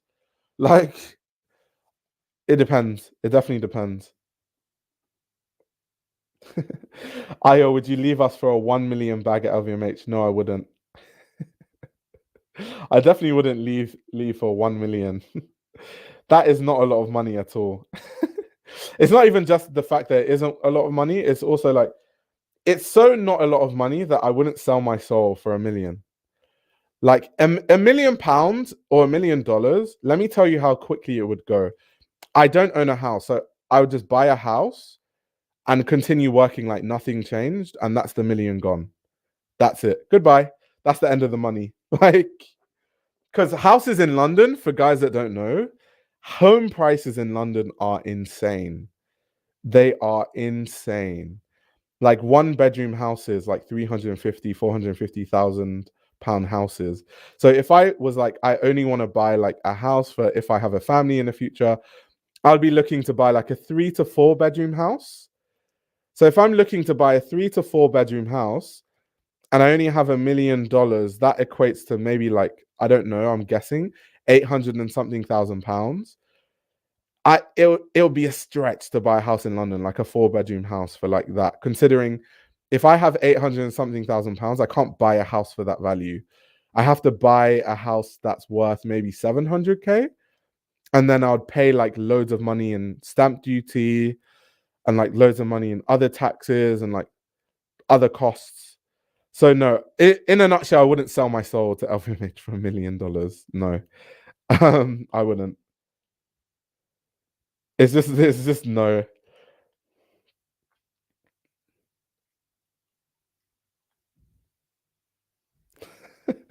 Leo says 1 million can't buy your pot to piss in. Yeah, 500k. If we're talking about like 4 bedroom house, yeah, a house at the top of Brighton in the cheapest place. So like, because I don't know, people think that like maybe because I talk about fashion. For people that don't actually know, I live in my parents' house, by the way.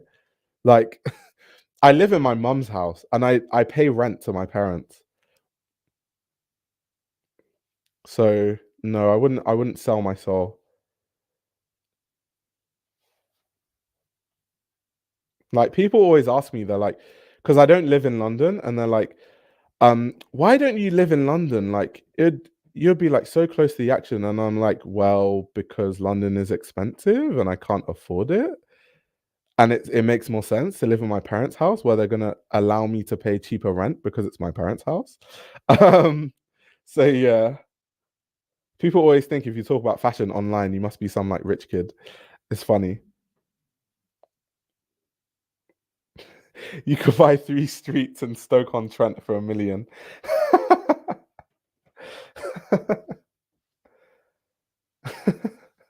That's funny.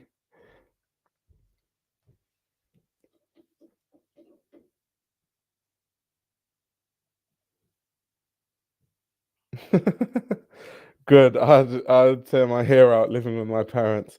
No, I love my parents. Living with my parents is amazing. I love my parents. We have an amazing relationship. And also they understand like my work. So like now I'm streaming, so no one's gonna walk into the living room. So I get on really well with my parents. So that's why it works, I guess. Because I know some people can't do that, like live with their parents because their parents get on their nerves and like their parents treat them like kids, even though they're adults. That's definitely a thing. So yeah. I was going to Israel back home with the parents. He's about to hit a historical content run.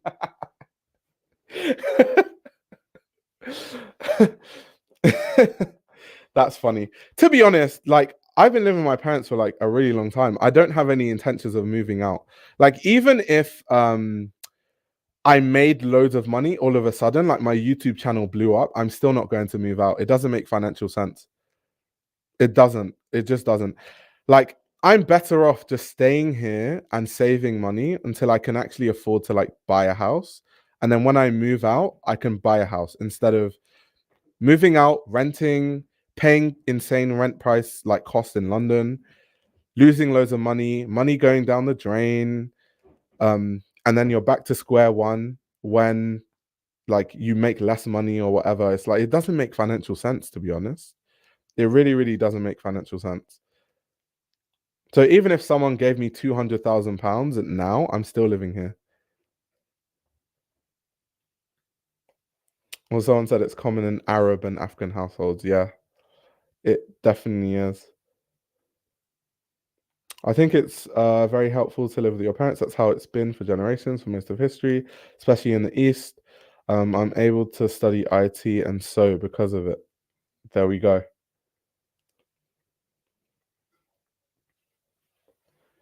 Renting is okay if you have a partner. Halving the rent is such a game. Yeah, to be fair, if you can split the rent in two, if you have a partner who's also paying, it's definitely way more convenient and affordable. But unfortunately, I don't have a partner, and even if I did, I wouldn't want to live with my partner, at least not right now. So I always think of renting my own place from that perspective, renting my own place with like me paying for everything. Um, so yeah. Have you considered living anywhere else besides the UK? Yes. So I'm toying between moving to the US. I just don't think I make enough money to move to the US yet. But I do think that if I can consistently make a certain amount of money, I would definitely move to the US because I think that the UK, I just think it's going like economically, it's going down the drain. And I don't know how much longer like I can stay here for. So yeah, I've considered moving to America. I don't think it'll be really hard for me to get a green card, considering I could apply for that. Like, there's a visa. What's it called? It's called like exceptional abilities visa, and you can like get a green card off of that visa eventually. And like one time I checked the criteria for it, and I meet most of the criteria. Um, so yeah, I've definitely considered moving to um, the US. I've also considered moving to the Netherlands, but I'm not too sure about that. Um, but I don't think the UK is somewhere I'd live for the rest of my life. I don't think so. You guys must have hit the African parent lottery because my parents just raise hell. Getting a job at Vogue in New York would allow you to move. So the thing is, like, salaries in New York are insane, but they're probably insane because the rent is also insane. So it balances out. But yeah, I'd have to like get a decent job in New York, or like my channel would have to like grow a lot more for me to like for it to make sense. Um, but New York is definitely somewhere I've definitely considered moving to. It's like it's in my head that at some point I'm going to move to New York, definitely.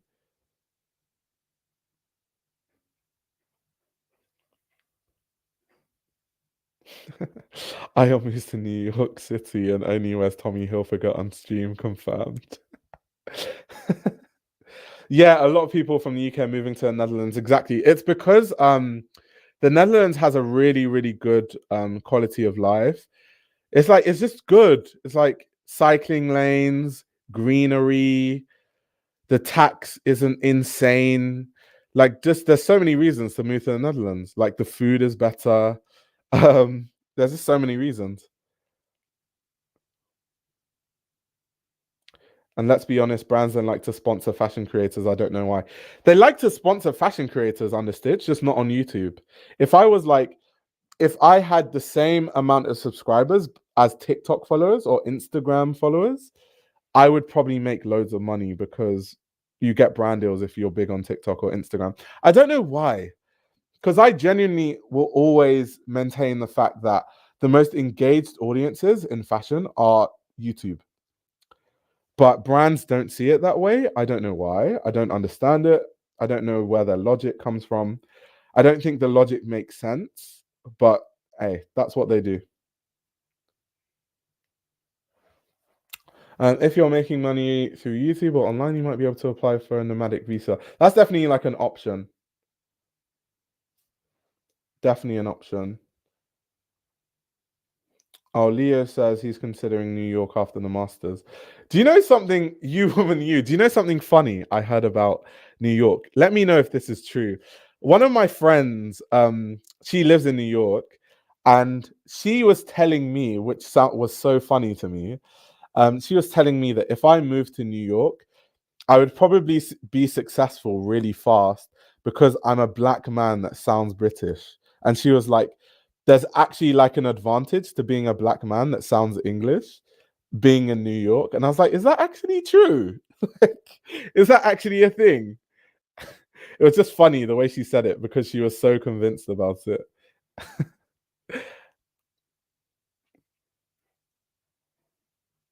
You could also live in the tri-state area. Jersey would be slightly cheaper.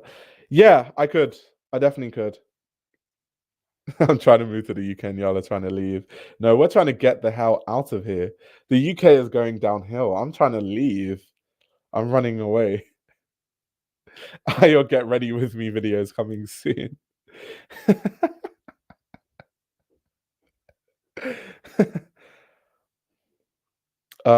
Yeah, but it's different. Fashion commentators don't get the coin.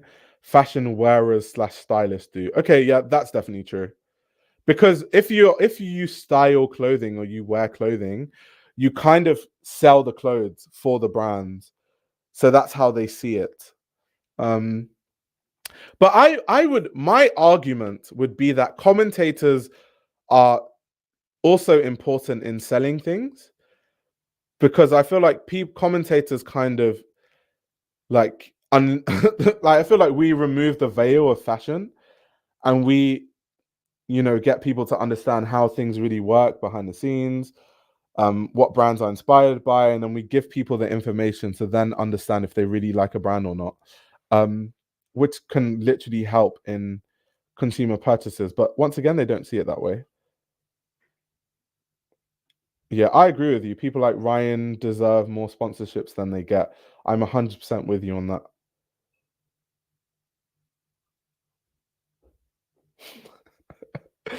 You're doing live streams from a random street in New York City with those huge rats making guest appearances. Oh my words. That's one thing that I'm going to be scared of in New York, those massive rats. Okay, let's see. Black British people have a little more privilege just because some black people look down here for sounding too black, and an English voice is associated with wealth here. That's insane. That's almost like rooted in like colonialism and stuff. That's like twisted.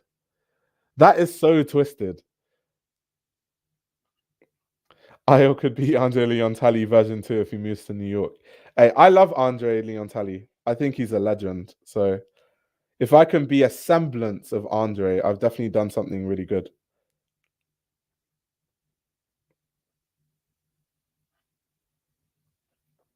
Would I move to Paris? Not really. Paris doesn't really like. Paris is cool. And I think I can imagine how living in Paris could be slightly better than living in London. But Paris just doesn't appeal to me. I don't know what it is about Paris. Like the Paris lifestyle, it doesn't appeal to me. Like every time I go there for Fashion Week and I'm like there for a week or so, I'm just like, it doesn't appeal to me. I much would prefer to live in like the US over like Paris. Maybe I'm saying that because Paris is around the corner and I go there all the time, so like the novelty has worn off. Maybe that's why. I would rather live in like the Netherlands or Belgium before I would move to Paris.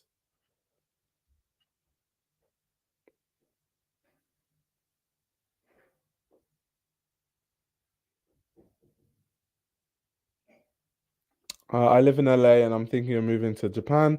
The political environment here is getting crazy. Oh wow, Japan is amazing from what I've heard. I've never been, but I've heard it's amazing.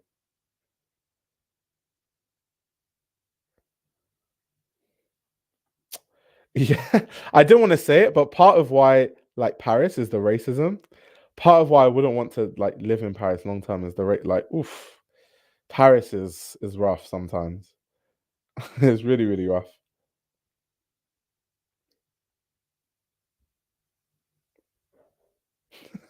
I went to Paris and I felt like I could only live there as a 55-year-old. Okay, Paris is not that bad. As a Parisian, Paris is too small, honestly. You should be in a more metropolitan city. Yeah, Paris is tiny also. Paris is really tiny.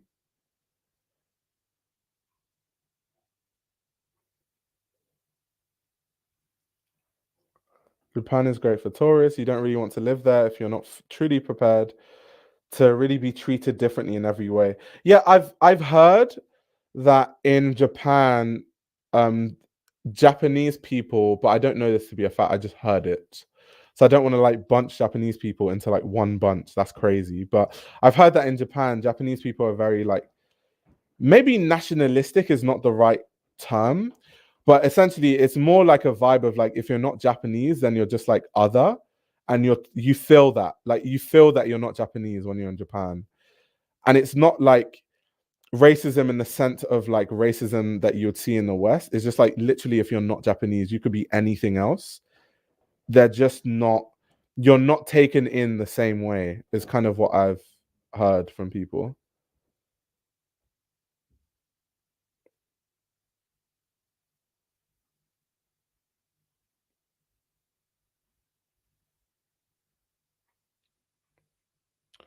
Yeah, xenophobic is exactly the term. Definitely. Anything stopping me from visiting Japan are the $3,000 coach slash economy flight prices. Yeah, going to Japan is not cheap from most places because it's just far away.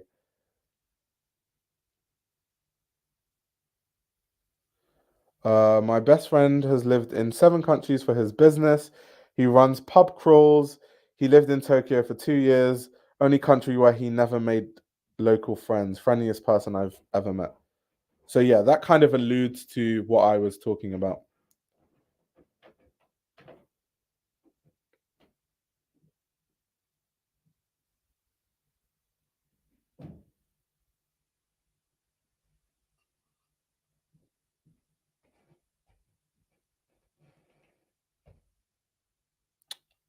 I mean, Japan does have great designers in a huge luxury market.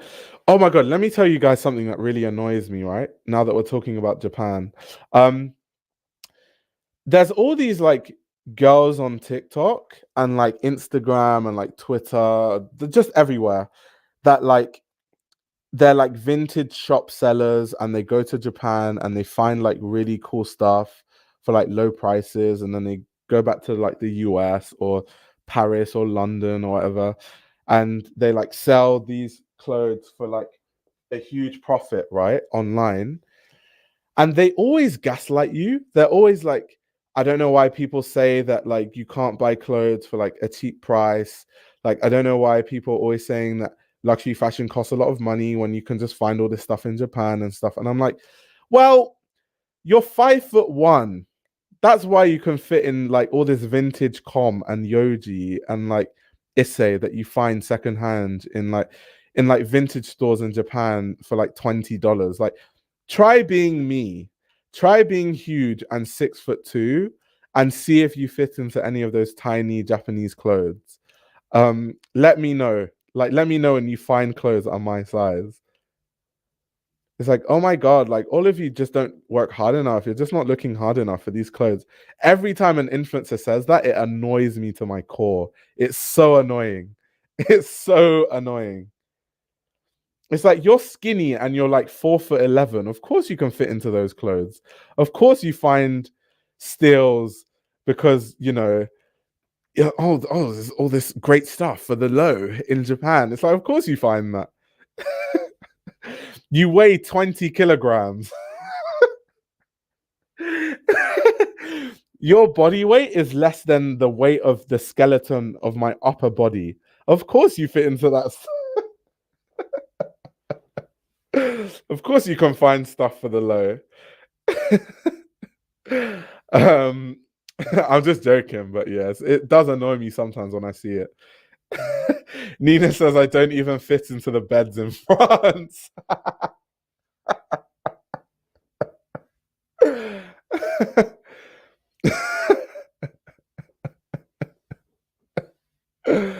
Undershit says, God, when I was young, I was ridiculously skinny, 26/27 inch waist. Oh, that's you were snatched. It was piss easy to find clothes because no one else could get them.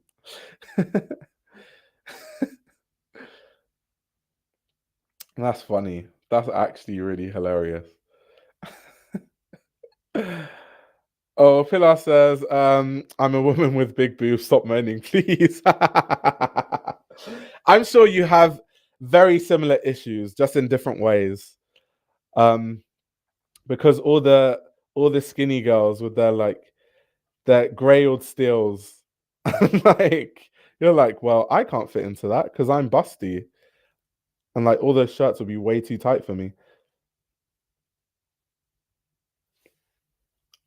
Well, good news. The vintage shops in the US are filled with big backs. Everyone is included here. See, this is why I need to move to the US. We're definitely not included in the UK.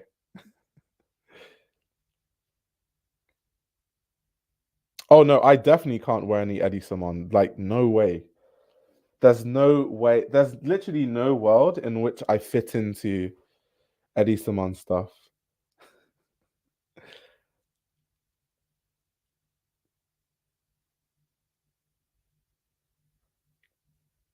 Eddie Simon, they could never make me hate you. Oh my gosh, that's funny.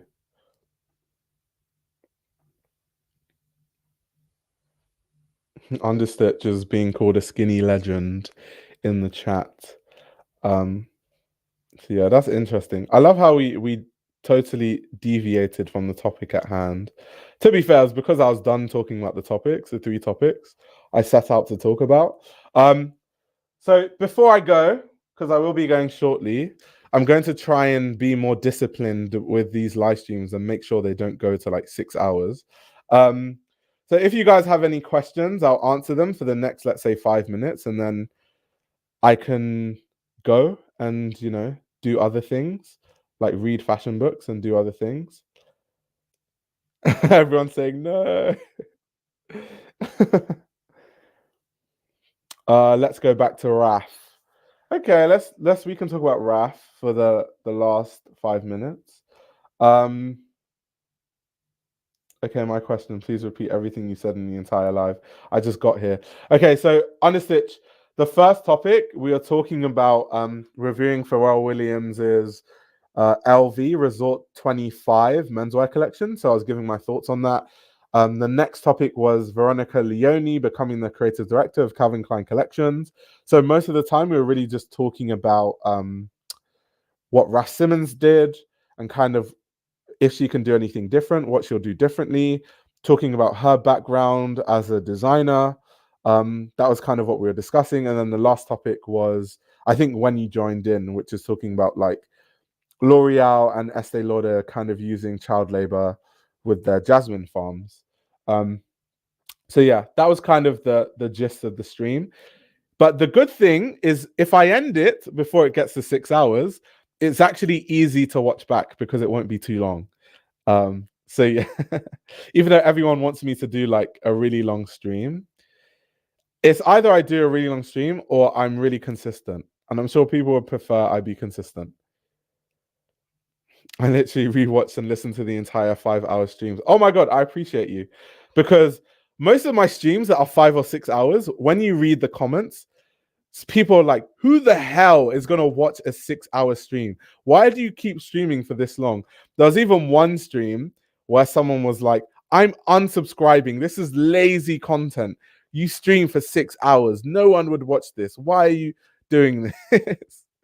So yeah, it depends. It depends who you ask.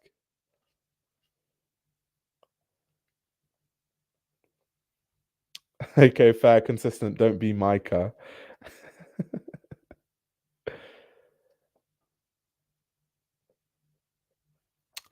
Of course, streaming for 6 hours is not lazy, but some people think the way they think, and it's okay. I'm not going to judge them for it. But the person was saying that I'm making lazy content because I'm streaming for 6 hours. I don't think they realize that the time it would take for me to write a script, edit, and like film and edit, especially if I'm like doing a news story, like kind of what I talk about on the lives, is actually less than 6 hours. But hey, there we go. People think the way they think. I love your streams. If they had a set time, I'd set an alarm. Yeah, I would love to have a set time, but like things happen. So, for example, I like streaming on Wednesdays and Sundays, especially, but this Wednesday I'm lecturing at CSM, and then I'm like doing so many other things like that day, so I probably won't be able to stream. So like sometimes things just like happen. So that's why I can't really tell people, oh, I'm gonna stream every Tuesday and Thursday and like Sunday and stuff.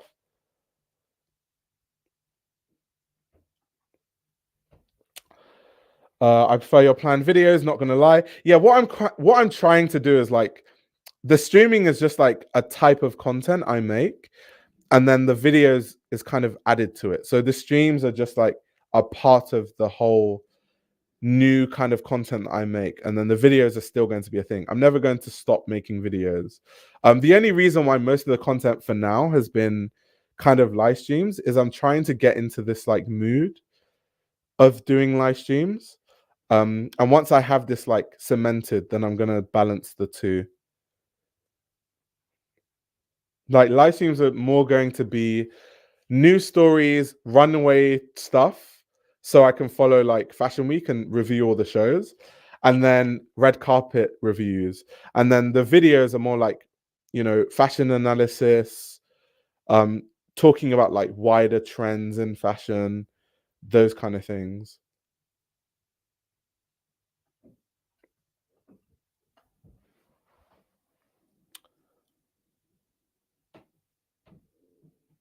6 hour lives forever, especially when Micah pulls up. That's funny. Yeah, this Wednesday I'm lecturing at CSM. I normally when I lecture at CSM it's almost always that I went on a Wednesday. Um so yeah. If I was my lecturer, I wouldn't be able to hold back my unrelated stream questions. That's funny. That's jokes. But Aya's lectures are always packed. Do you know what's funny though? My lectures are probably not how you think they are. So my lectures are like the fashion conference thing. So I lecture the master's fashion journalism course at CSM. And what I lecture is basically when Fashion Week happens and stuff like that, I go in and I basically analyze the runway shows with the students. But most of it is not me talking, because I don't want a situation where I'm just telling the students, oh, so this is this designer and they did this in this year and this is what they're inspired by. I feel like that's really boring. So I try to make it a community thing. So I try to get people to put their input, and then I'll kind of add context to what they say, if that makes sense. So I'm not trying to talk at the students. I'm not trying to I don't want it to be boring. I'm not just going to have a whiteboard and like, okay, so this is Chanel's runway show. This is why it's relevant. Like Virginie Viard is like a terrible designer, and this is that's not how the lectures go. Yeah, more like a seminar. Exactly what people are saying. Like more interactive is how it goes.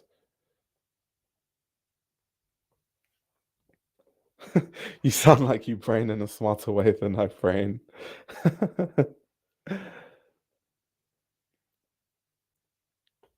No, I'm not showing the students Demna shows. I'm definitely not doing that. Um, I'm certainly not doing that. Definitely not. And also, it would be weird for me to talk at the students like I'm some like older professor. Because if you think about it, some of the students are the same age as me, and some of the students are older than me because it's a master's course. So yeah, it's kind of like a different kind of dynamic. Leah says I would be an authoritarian lecturer. That's definitely not my lecturing style.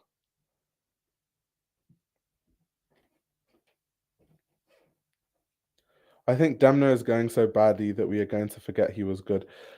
I think it depends. I think there's a subsector of fashion that loves every single thing that Demna does, and they will forever love what Demna does, regardless of anything that happens. So I think it just depends.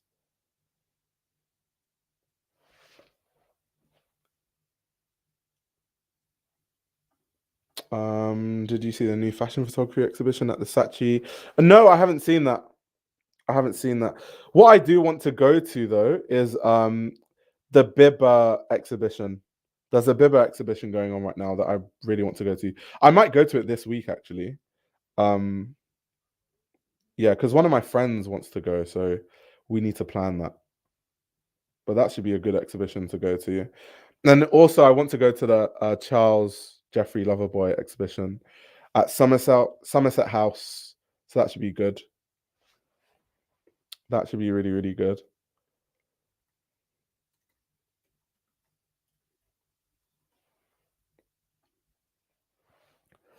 Do, do, do, do, do, do,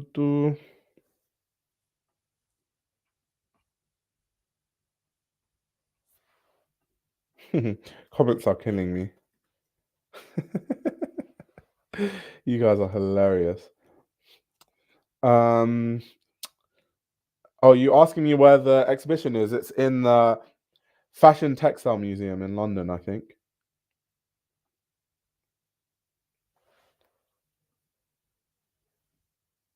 I think every generation needs a fashion villain like Demna. How are we going to know what's played and tired?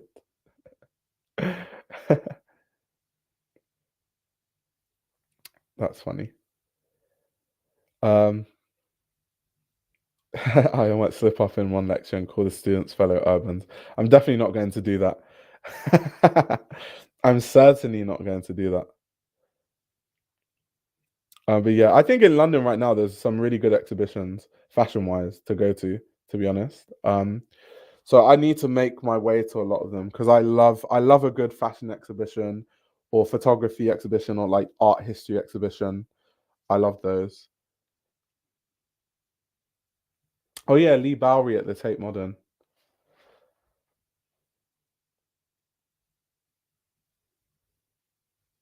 The student population too palm color to be mistaken for urbans. Damn, damn. Actually, I would say on the master's course there's a really good mix. More, definitely a better mix of when I was doing my BA. Definitely.